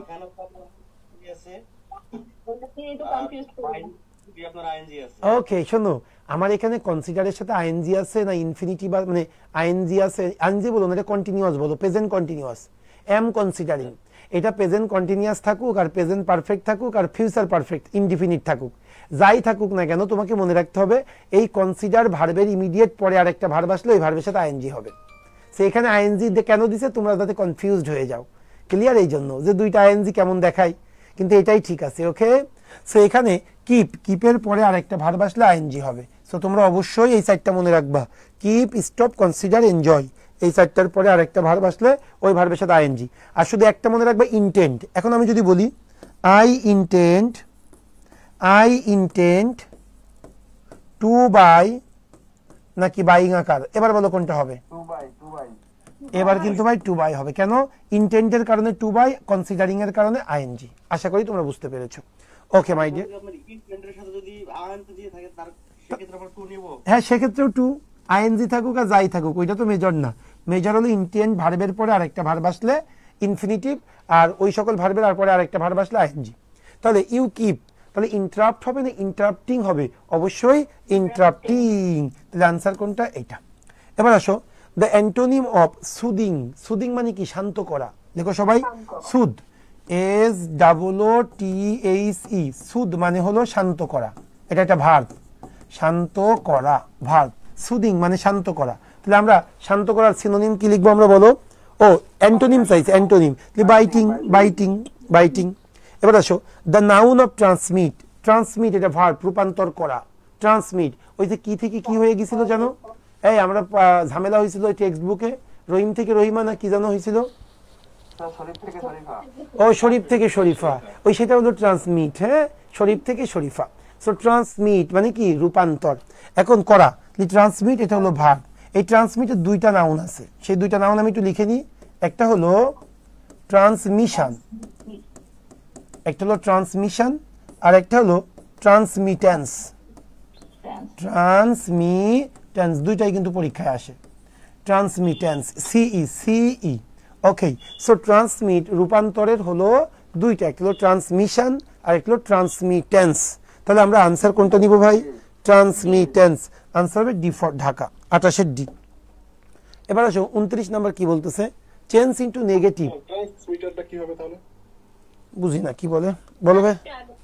হ্যাঁ, আসলাম। ট্রান্সমিটার যদি হয় তাহলে সেক্ষেত্রে কি হবে? ট্রান্সমিটার এরকম যদি থাকে, তো ট্রান্সমিটার থাকলে তো সেটা হলো ওই বিদ্যুতের ব্যাপার, ওটা তো আলাদা জিনিস। এটার সাথে এটা তো সম্পর্ক নেই, ওটা তো আরেকটা জিনিস। ট্রান্সমিটার থাকতে পারে, নাউন, কিন্তু সেটা তো ট্রান্সমিটের নাউন না। আমাকে তো বলছে ট্রান্সমিটের নাউন বের করতে। ওটা তো ট্রান্সমিটার তো নাউন, কিন্তু ওটা তো ট্রান্সমিটের নাউন না, ওটা তো একটা যন্ত্র, ট্রান্সমিটার। ওকে, 29 চেঞ্জ ইনটু নেগেটিভ, আমাকে নেগেটিভ চেঞ্জ করতে হবে। আচ্ছা, আমাদের ট্রান্সফরমেশন থেকে কোনো রকম কোনো কোশ্চেন আসে না, কোনো রকম কোনো কোশ্চেন। শুধু ট্রান্সফরমেশনে একটা কোশ্চেন আসে, সেটা হলো অ্যাফার্মেটিভ থেকে নেগেটিভ, নেগেটিভ থেকে অ্যাফার্মেটিভ। এটা যেন মনে থাকে। আমাদের আর্টস ফ্যাকাল্টি শুধু করবে, অন্য কেউ এই কোশ্চেন করবে না। ট্রান্সমিশন মানে কি? ওই যে সিম্পল থেকে কমপ্লেক্স, কমপ্লেক্স থেকে কম্পাউন্ড, এরপরে হলো পজিটিভ ডিগ্রি থেকে কম্পারেটিভ ডিগ্রি, কম্পারেটিভ থেকে সুপারলেটিভ ডিগ্রি, এরপরে হলো তোমার অ্যাসার্টিভ থেকে ইন্ট্রোগেটিভ, অ্যাসার্টিভ থেকে এক্সক্লোমেটারি, মনে আছে? ওগুলাকে ট্রান্সমিশন, ট্রান্সফরমেশন বলে। এখন আমাদের ট্রান্সফরমেশন অফ সেন্টেন্স থেকে শুধু একটা ফরম্যাটে কোশ্চেন হবে, সেটা হলো অ্যাফার্মেটিভ টু নেগেটিভ, নেগেটিভ থেকে অ্যাফার্মেটিভ। ক্লিয়ার বিষয়টা? হ্যাঁ, ওয়ালাইকুম আসসালাম। স্যার আসলে অ্যাকচুয়ালি আমি আজকে ক্লাসটা বুঝতে পারতেছি না স্যার, মানে এটা প্রাইমারির জন্য আমরা ইংরেজি পড়তেছি না স্যার ব্যাংকের জন্য স্যার? অবশ্যই ব্যাংকে। তোমাদের কি প্রাইমারি কোর্স তোমরা করছো? প্রাইমারিটা কিন্তু ঢুকাইতেছে? আচ্ছা শোনো, আমাদের হয় কি এই মাস্টার বেসের ক্লাসটা এটা হলো বেসিক মানে ফ্রি একটা ক্লাস। আমরা ক্লাসটা মূলত আমরা কিন্তু পুরো ব্যাংকের উপরে বেস করেই নিব। হ্যাঁ, কিন্তু আমাদের এই ক্লাসটা হয়তো ওরা যুক্ত করে দিছে কেন? কারণ আমরা বিশ্বাস করি ইংলিশ ক্লাস তোমরা যত বেশি করবা তত বেশি তোমার প্রস্তুতিটা ভালো হবে। আর আমাদের গ্রামার বলো সবার জন্য সেম। হ্যাঁ, এবং ধরো এই যে তোমার যে কোশ্চেনটা, বিশ্বাস করো ভাই তোমার প্রাইমারিতে এই কোশ্চেনটা সবচেয়ে বেশি আসছে, তুমি যখন করবা তাহলে ওই কোশ্চেনটা তুমি এখনো সলভ করতে পারতেছো, এই জন্য তোমাদেরকে দেওয়া হয়েছে, কিন্তু মূলত কিন্তু এটা ব্যাংকের জন্য। হ্যাঁ আচ্ছা আচ্ছা, আমি ওদেরকে বলে দিব প্রাইমারিতে এর মধ্যে না ঢোকাইতে, কারণ কোশ্চেন করে থামাই কেন বেশি এত। ওকে ঠিক আছে, তাহলে এখন আসো, আর কেউ কোনো কোশ্চেন করবা না আমাকে লাস্ট আগামী 10 মিনিট। কারোর মনে কোনো কোশ্চেন থাকলেও কেউ কোনো কোশ্চেন করতে পারবা না, মনে থাকে জানো। এখন আসো কি বলতেছে, আমি যেটা বললাম অ্যাফার্মেটিভ থেকে নেগেটিভ, নেগেটিভ থেকে অ্যাফার্মেটিভ, মানে কি হ্যাবোধক বাক্যকে নাবোধক করতে হবে আর নাবোধক বাক্যকে হ্যাবোধক করতে হবে। এই পার্টটা থেকে আর্টস ফ্যাকাল্টি প্রচুর পরিমাণে কোশ্চেন করে, এই জন্য আমরা এটা একটু ভালো করে জেনে রাখবো। হ্যাঁ আচ্ছা, আমি যদি একটু বলি অ্যাফার্মেটিভ টু নেগেটিভ, জাস্ট দুইটা রুলস তোমাদেরকে দিই, একটু মনে রাখো, এটা ভালো লাগবে। হ্যাঁ, affirmative to negative, affirmative to negative, negative and vice versa. Vice versa মানে কি নেগেটিভ টু অ্যাফার্মেটিভ হইতে পারে, উল্টা। হ্যাঁ, সেটা হলো প্রথমত শোনো, আমরা যখন অ্যাফার্মেটিভ থেকে নেগেটিভ বা নেগেটিভ থেকে অ্যাফার্মেটিভ করব, তখন মূল যে বিষয়টা মাথায় রাখবো সেটা হলো বাক্যের মিনিং চেঞ্জ করা যাবে না। কেমন? আমি বললাম রহিম একজন ভালো ছেলে, আমি বললাম রহিম একজন ভালো ছেলে বা ভালো মানুষ। এই রহিম একজন ভালো মানুষ, এটা কিন্তু যেমন ধরো Rahim is a good man, simply বললাম রহিম একজন ভালো মানুষ, Rahim is a good man, এটা কিন্তু রহিম ভালো মানুষ। এখন এই বাক্যটা কি হ্যাবোধক বাক্য, এটাকে তুমি নাবোধক করবে, নাবোধক মানে কি নট নিয়ে আসবে, কিন্তু রহিম যে ভালো, ভালোই থেকে যাবে, রহিমকে তুমি খারাপ বানাইতে পারবা না। ক্লিয়ার? সো এটা হলো আমার অ্যাফার্মেটিভ। হ্যাঁ, এখন এই অ্যাফার্মেটিভকে আমি নেগেটিভ করব, কিন্তু রহিম ভালো, ভালোই থাকবে, কিন্তু নেগেটিভ মানে এটা নট নিয়ে আসতে হবে। তার মানে কি বলতে পারি বলো তাহলে তোমরা একটু বলো, Rahim is not a good man. Very good, এই যে এই জিনিসটাই, আর কিচ্ছু না। ও ভেরি গুড, দেখলাম তোমাদের মনোযোগ আছে কিনা। ভেরি গুড, হ্যাঁ দিয়েছি। তাহলে Rahim is not a bad man. Clear বিষয়টা? তার মানে কি দেখো, Rahim is not a bad man মানে কি রহিম ভালো মানুষ, তাহলে ভালো মানুষ ভালো মানুষই আছে, কিন্তু নট চলে আসছে। এটাই হলো অ্যাফার্মেটিভ এবং নেগেটিভের মূল বিষয়। তবে কয়েকটা রুলস আছে, যে রুলসগুলো বারবার পরীক্ষায় আসে, সেগুলো আমি তোমাদেরকে কোশ্চেন সলভের সাথে সাথে শিখাই দিব। যেমন দেখো এখানে একটা কোশ্চেন এসেছে, চেঞ্জ ইনটু নেগেটিভ। আমি এখন যে বাক্যটা পড়বো এটাকে নেগেটিভ করতে হবে। He is the only person fit for the job, সেই একমাত্র ব্যক্তি যে এই জবে কি আছে, এই জবের জন্য যোগ্য। এখন তোমরা মনে রাখবা, হ্যাবোধক বাক্যে যদি অনলি থাকে, নাবোধক বাক্য করতে গেলে কি করতে হয় তোমাদের জানা আছে? নান বাট অথবা নাথিং বাট, যে কোনো একটা লিখতে হয়, কোনো কিচ্ছু হবে না, নান বাট অথবা নাথিং বাট। নান বাট ব্যক্তির ক্ষেত্রে, নান বাট নাথিং বাট বস্তুর ক্ষেত্রে। শেষ। তাহলে কি বললাম, অনলি যুক্ত অ্যাফার্মেটিভ বাক্যকে যদি আমি নেগেটিভ করতে চাই, একমাত্র যেটা আমাকে ইউজ করতে হবে, নান অনলির পরিবর্তে নান বাট অথবা নাথিং বাট ইউজ করতে হবে। ক্লিয়ার? তাহলে এখানে কি বললো, he is the only person fit for the job. তাহলে আমরা কি বলতে পারি দেখো তো, কোনটা নিতে পারি আমরা? তাহলে আমরা নিতে পারি হলো no other person but you. এই যে এটা হি ইজ, জাস্ট অনলির জায়গায় নান বাট বসাই দিব, he is none but the person fit for the job. So অনলির জায়গায় কি বসাবো? None but. তাহলে আনসার হলো ডি ফর ঢাকা। ক্লিয়ার বিষয়টা? হ্যাঁ বুঝি নাই, কি বললা? হ্যাঁ বাকি সব ঠিক থাকবে, বাকি সব, হ্যাঁ বাকি সব ঠিক থাকবে, সব ঠিক থাকবে, হ্যাঁ সব ঠিক থাকবে। ওকে, এবার 30 ফিল ইন দ্য ব্ল্যাঙ্ক, আমাকে শূন্যস্থান পূরণ করতে হবে। শি ওয়াক্স ড্যাশ বিউটি, সে কি সৌন্দর্য বা দাম্ভিকতার সাথে হাঁটে। আমরা বললাম সে দাম্ভিকতার সাথে হাঁটে, এটা কি বলবো? She walks in beauty, she walks in beauty, সে দাম্ভিকতার সাথে হাঁটে। মনে থাকে জানো? এবার আসো আমরা 31 নম্বর কোশ্চেনে চলে যাই। He had a wonderful gift of the gab. এই তাড়াতাড়ি বলা উচিত তো, এটা পড়াইছি ইডিয়মস এন্ড ফ্রেজ। বাকপটু, ভেরি গুড, যে সুন্দর করে কথা বলতে পারে। বাকপটু, ফ্লুয়েন্সি ইন স্পিচ, ইলোকুয়েন্স। ইলোকুয়েন্সের অর্থ হলো বাকপটু। তাহলে গিফট অফ দ্য গ্যাপ এই ফ্রেজের অর্থ হলো বাকপটু, যেটা হলো ইলোকুয়েন্স। ওকে, হ্যাঁ, আর্টস ফ্যাকাল্টি খুব ইজি কোশ্চেন করে, এটা অনেক ইজি। আমাদের ব্যাংকিং এ যেমন আইবিএ বলো, বিজনেস ফ্যাকাল্টি বলো, বিআইবিএম বলো, যে টাইপের কোশ্চেন আর্টস ফ্যাকাল্টির কোশ্চেনগুলো ওই টাইপের হয় না, ওরা কম্পারেটিভলি ইজি কোশ্চেন করে, এই জন্য আজকে প্রাইমারিদের হয়তো ঢুকাইছে। এখন আসো, মেলিফ্লুয়াস অর্থ কি? সুরেলা। সুরেলা বা শ্রুতি মধুর, যে কোনো একটা। সুরেলা, হ্যাঁ, মেলিফ্লুয়াস, সুরেলা অথবা কি ভাই? শ্রুতি মধুর। শ্রুতি মধুর, তাহলে এটার মেলিফ্লুয়াস মিন্স তাহলে কি হবে ভাই? Sweet sounding. Sweet sounding. আচ্ছা, আর যদি মেলিফ্লুয়াসের অ্যান্টোনিম চাইতো, অ্যান্টোনিম, তাহলে হতো কিন্তু ক্যাকোফোনি। ক্যাকোফোনি অর্থ হলো বেসুরো। ক্যাকোফোনি অর্থ হলো বেসুরো, হ্যাঁ, কাকের ডাক। এবার আসো 33 নম্বর, ক্যাকোগ্রাফি, এটার অর্থ কি? ক্যাকোগ্রাফি অর্থ হলো ভুল বানান। ভুল বানান অথবা খারাপ হস্তলেখা, যেটা মানে ব্যাড হ্যান্ড রাইটিং। ক্যাকোগ্রাফির দুইটা মিনিং, একটা হলো রং স্পেলিং অথবা কি বলেছি ব্যাড হ্যান্ড রাইটিং। লেখো তোমরা সবাই, ক্যাকোগ্রাফি লেখো ভুল বানান সম্পর্কিত অথবা খারাপ হ্যাঁ, খারাপ হ্যান্ড রাইটিং সম্পর্কিত। তাহলে ইনকারেক্ট স্পেলিং 33-এর সি ফর চিটাগং, হ্যাঁ, ইনকারেক্ট স্পেলিং। এবার আসো 34 number, a man who catches fish, একজন মানুষ যে মাছ ধরে, এজ আ হবি, শখের বসে যে মাছ ধরে তাকে এক কথায় কি বলে? শখের বসে অ্যাংলার। এটা আমরা পড়েছি ওয়ান ওয়ার্ড সাবস্টিটিউশনে। তাহলে একজন দেখছো, এগুলাই কিন্তু পরীক্ষায় আসছে। আমি কিন্তু এই কোশ্চেন থেকে ওইটা তৈরি করিনি, আমার ওই কোশ্চেনটা বিভিন্ন বই, ওয়েবসাইট থেকে নেওয়া, বই থেকে নেওয়া, সেগুলো ওইভাবেই আসে। আর্টস ফ্যাকাল্টি কোশ্চেনগুলো কাজ যেই করুক, ব্যাংকের কোশ্চেন এবার রিপিট হবে। তাহলে আ ম্যান হু ক্যাচেস ফিশ, তাকে কি বলবো? অ্যাংলার বলবো। এবার 35 number, select the pair which is set in opposition. এটা অ্যানালজি, মানে দুইটা করে ওয়ার্ড দেওয়া আছে, কোনটা অপোজিশন রিলেশন সেটা আমাকে বের করতে হবে। এখন দেখো, ডগিশ কুকুর সম্পর্কিত, ক্যানি, এই ক্যানাইন অর্থ কি ভাই? কুকুরের বাচ্চা, হ্যাঁ, সো দুইটাই কিন্তু সেম টাইপ।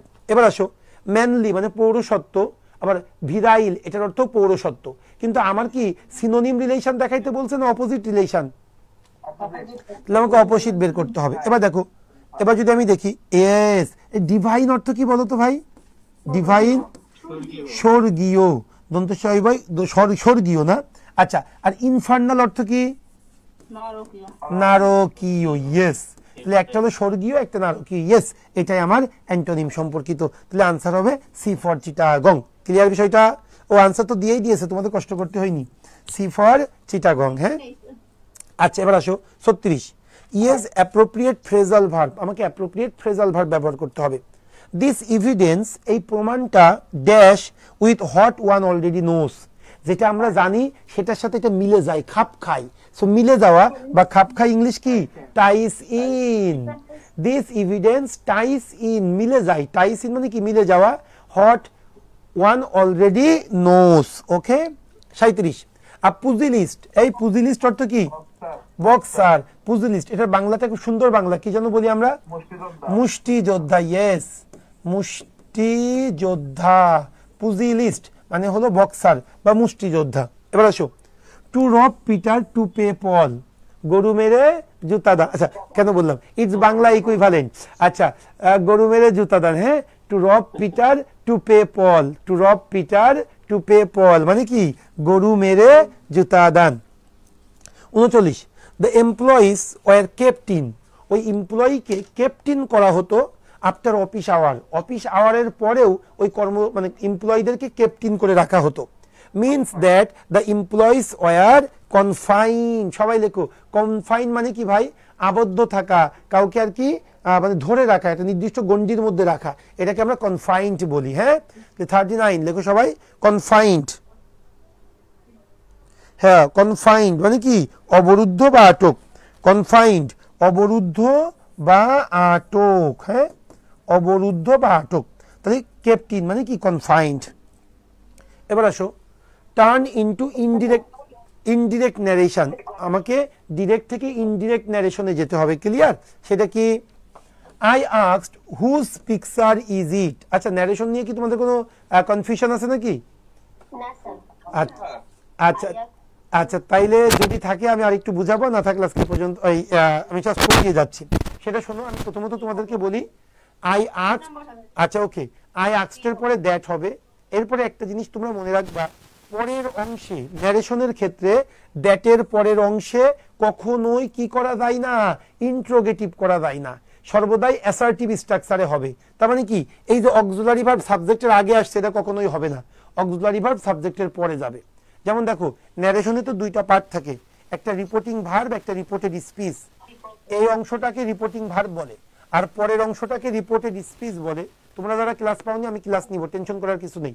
আচ্ছা, এই আই আস্কড এই অংশটাকে বলবে রিপোর্টিং ভার্ব, আর পরের অংশটাকে বলে রিপোর্টেড স্পিচ। একটা জিনিস মনে রাখবা, রিপোর্টেড স্পিচ ইনডিরেক্ট ন্যারেশনে রিপোর্টেড স্পিচ সর্বদাই অ্যাসার্টিভ সেন্টেন্সে হবে। অ্যাসার্টিভ মানে কি, আগে সাবজেক্ট আসবে, তারপরে অক্সিলারি ভার্ব, তারপরে মূল ভার্ব। ওকে, তাহলে এখন আসো, I asked whose picture is it. এই হুজ পিকচার ইজ ইট কোন টেন্সে আছে, প্রেজেন্ট ইনডিফিনিট। প্রেজেন্ট ইনডিফিনিট হইলে পাস্ট ইনডিফিনিট হয়, তাই তো? তাহলে আমার কি হবে, I asked whose picture it was, whose picture it was, I asked whose picture it was. So answer হবে 40-এর বি ফর বাংলাদেশ। এবার the correct spelled word is, অটিজমের কারেক্ট স্পেলিং কি? এই কথা বলো না তোমরা, C for Chittagong, autism, AUTISM, autism. আচ্ছা, আজকে আমি 50 পর্যন্ত যেতে চাচ্ছি, তোমাদের কোনো সে আছে কিনা, নাকি এই পর্যন্তই রাখবো? আচ্ছা 50 পর্যন্ত যাই ভাই, ভালো লাগবে তাহলে। হ্যাঁ আচ্ছা, তাহলে the correct spelled is autism, তাহলে AUTISM, অটিজম। এবার আসো 42 কি বলতেছে, দ্য অ্যান্টোনিম অফ ক্লাইম্যাক্স। ভাই ক্লাইম্যাক্স কি জানেন? চরম টানটান উত্তেজনা, মানে যে সর্বোচ্চ অবস্থা, ক্লাইম্যাক্স। হ্যাঁ, একদম টানটান উত্তেজনা, এটাকে আমরা ক্লাইম্যাক্স বলে থাকি। তাহলে ক্লাইম্যাক্স মানে কি, দেখো সর্বোচ্চ চূড়া, সর্বোচ্চ চূড়া বা টানটান উত্তেজনা। তাহলে ইয়েস, নেইদির, নেইদির মানে কি, অতল, গহ্বর, নিচের অংশ। ওকে, আচ্ছা কোনটা বোন, কোনটা? হ্যাঁ অ্যান্টোনিম তো বোন। ওকে, আচ্ছা কোনো সরি নেই আপু, মেয়েদের ভুল আর এটা বেশি সুন্দর, অ্যাপ্রিশিয়েটেড। হ্যাঁ, মেয়েদের ভুল থেকে অনেক কিছু তৈরি হয়। হ্যাঁ, সো আসো তাহলে 43 কি বলতেছে, দ্য এক্সপ্রেশন, সো মেয়েরা ভুল করলে সরি বলার দরকার নেই। The expression take into account, এই টেক ইনটু অ্যাকাউন্ট এটার অর্থ কি? টেক ইনটু অ্যাকাউন্ট, ওকে, বিবেচনা করা। টেক ইনটু অ্যাকাউন্ট মানে হলো, মনে থাকে যেন idioms and phrase, take into account মানে হলো বিবেচনা করা। ক্লিয়ার? তাহলে বিবেচনা করা কোনটা নিব বলো? টেক ইনটু অ্যাকাউন্ট, এই phrase consider, consider, very good. এবার আসো, পারহ্যাপস, সম্ভবত, আই ওয়ন্ট গো আউট, আমি বাইরে যাব না, দিস ইভিনিং, সম্ভবত আমি এই ইভিনিং এ বাইরে যাব না। এটার অর্থটা কি, মানে বা এই সেন্টেন্সের সাথে নিচের কোন সেন্টেন্সটা খাপ খায়? এই সম্ভবত মানে সম্ভাবনার ক্ষেত্রে আমরা কোনটা ইউজ করি? সম্ভাবনার ক্ষেত্রে মে অথবা মাইট, তবে মাইটের ক্ষেত্রে একেবারেই না। ইট মে রেইন মানে কি, বৃষ্টি হতে পারে। ইট মাইট রেইন মানে বৃষ্টি হতে পারে, মানে না হওয়ার কথাই বেশি। সো মাইট মানে একেবারেই সম্ভাবনা কম। সো এখানে কি একেবারেই কম না, এখানে আমরা এ নাম্বারটা নিব, সি নাম্বারের থেকে এ নাম্বারটা বেশি appropriate. So perhaps I won't go out, সম্ভবত আমি বাইরে যাব না, একেবারেই না তা কিন্তু না, সেই জন্য I may not go out this evening, this is more appropriate. 45 number, the verb form of politics. ভাই পলিটিক্স এর ভার্ব কি বলতো? পলিটিসাইজ। পলিটিক্স এর ভার্বটা হলো পলিটিসাইজ, পলিটিক্স এর ভার্ব হলো পলিটিসাইজ। আচ্ছা, the plural form of spectrum. ভাই একটা কথা বলি তোমাকে, ওই মনে রেখো আমি তোমাদেরকে ওই 1 নাম্বার লেকচার শিটের মধ্যে দেখবা আমি কিছু ইম্পর্টেন্ট ওয়ার্ড দিয়ে দিয়েছি, যেগুলো সিঙ্গুলার এবং প্লুরালটা, হ্যাঁ খুবই important. Memorandum, memoranda, agendum, agenda, ওই ওয়ার্ডগুলো কিন্তু পড়বা। হ্যাঁ আচ্ছা, data, datum, yes. So spectrum এটা হলো সিঙ্গুলার ফর্ম, এটা সিঙ্গুলার ফর্ম। এর প্লুরাল কোনটা? এর প্লুরাল হলো স্পেকট্রা, মনে থাকে জানো। Which is not an English prefix. ভাই প্রিফিক্স মানে হলো যেটা শব্দের আগে বসে। যেমন দেখো ইম্পর্টেন্ট, আমরা কি বলি ভাই? আনইম্পর্টেন্ট, এই আনটাকে আমরা প্রিফিক্স বলি। এখন আমাকে বের করতে বলেছে which is not an English prefix, নিচের কোনটা ইংলিশ প্রিফিক্স হিসেবে ব্যবহার করা যায় না। যেমন দেখো ইম্পর্টেন্ট আমরা কি বলতে পারি ভাই? আনইম্পর্টেন্ট। এবারে ইম্পসিবল, ইম্পসিবল এটা হয়ে গেল। এবার ইন কি বলতে পারি আমরা, ইন এ ডাবল পি আরো ইনঅ্যাপ্রোপ্রিয়েট। তার মানে সবই কিন্তু ব্যবহার করা যায়, কিন্তু ইয়ার কোনোভাবেই ব্যবহার করা যায় না। কোনটা প্রিফিক্স হিসাবে ব্যবহার করব না, আমরা ইয়ারটাকে প্রিফিক্স হিসাবে ব্যবহার করব না। এবার আসো, a child like sweet only, একটু আগেই পড়েছিলাম দ্য নেগেটিভ ফর্ম। এই যে এইটাকে আমাকে নেগেটিভ বানাইতে হবে। এই অনলি কথাটি থাকলে কি বলছিলাম বলো ভাই, নান বাট অথবা কি nothing but, none but nothing but. ব্যক্তির ক্ষেত্রে নান বাট, বস্তুর ক্ষেত্রে নাথিং বাট। যেহেতু সুইটস আছে তাহলে এখানে নাথিং বাট হবে, আর কিচ্ছু না। তাহলে কি হবে, a child likes nothing but sweets, B for Bangladesh. এবার 49, it can not be done. It can not be done, এটাকে অ্যাক্টিভ বানাইতে হবে ভাই, এটা কিন্তু প্যাসিভ, এটাকে আমাকে অ্যাক্টিভ বানাইতে হবে। একটু দেখবে ভালো করে ভাই, ইট ক্যান নট বি ডান। আচ্ছা অ্যাক্টিভ মানে কি, অ্যাক্টিভের স্ট্রাকচার কি হবে, প্রথমে দাঁড়াও ভাই, প্রথমে সাবজেক্ট হবে, তারপরে মডাল হবে, মডাল অক্সিলারি, তারপরে মূল ভার্ব, তাই তো V1, এটাই তোমার অ্যাক্টিভ। তাহলে দেখো এখন কোন জায়গায় এটা আছে। প্রথমে সাবজেক্ট ভাই, এখানে কে করবে, কোন একজন ব্যক্তি, তার কথা কিন্তু নাই, তাহলে no one. Oh yes, no one can do it. Okay, it can not be done, তাহলে কি হবে, no one can do it. Last question, he said I can do the work, এটাকে ইনডিরেক্ট বানাইতে হবে। তাহলে কি হবে ভাই, সব বাদ দাও, হি said কি হবে ভাই, দ্যাট, আইটা কি হয়ে যাবে, হি হয়ে যাবে, ক্যানটা কি হয়ে যাবে, ক্যানটা কুড হয়ে যাবে, আর কোনো পরিবর্তন নেই, ক্যানটা কুড হয়ে যাবে। তাহলে হি said that he could do the work, he said that he could do the work। এই যে ডি নাম্বারটা ক্লিয়ার। আচ্ছা 52, এই পেজটা শেষ করে দিই।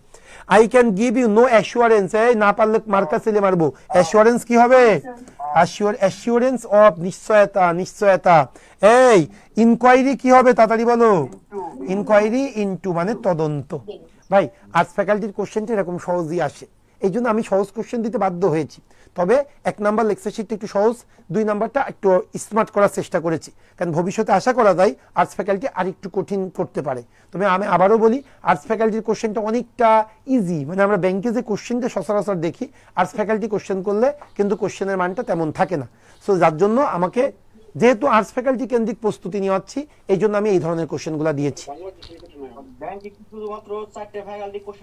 হ্যাঁ হ্যাঁ, এই চারটাই, মোর দ্যান 99.99% এই চারটাই করে।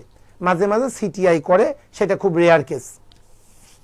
আর স্যার এই সাল ভিত্তিকের যে মানে এখন থেকে যদি পড়া শুরু করা যায় তাহলে কি মানে ইনশাআল্লাহ টিকা সম্ভব? সম্ভব ভাই, এটা একদম মানে অযথা আপনাকে বলতে হয় তাই বলতেছি তা না, অনেস্টলি টিকা যায়।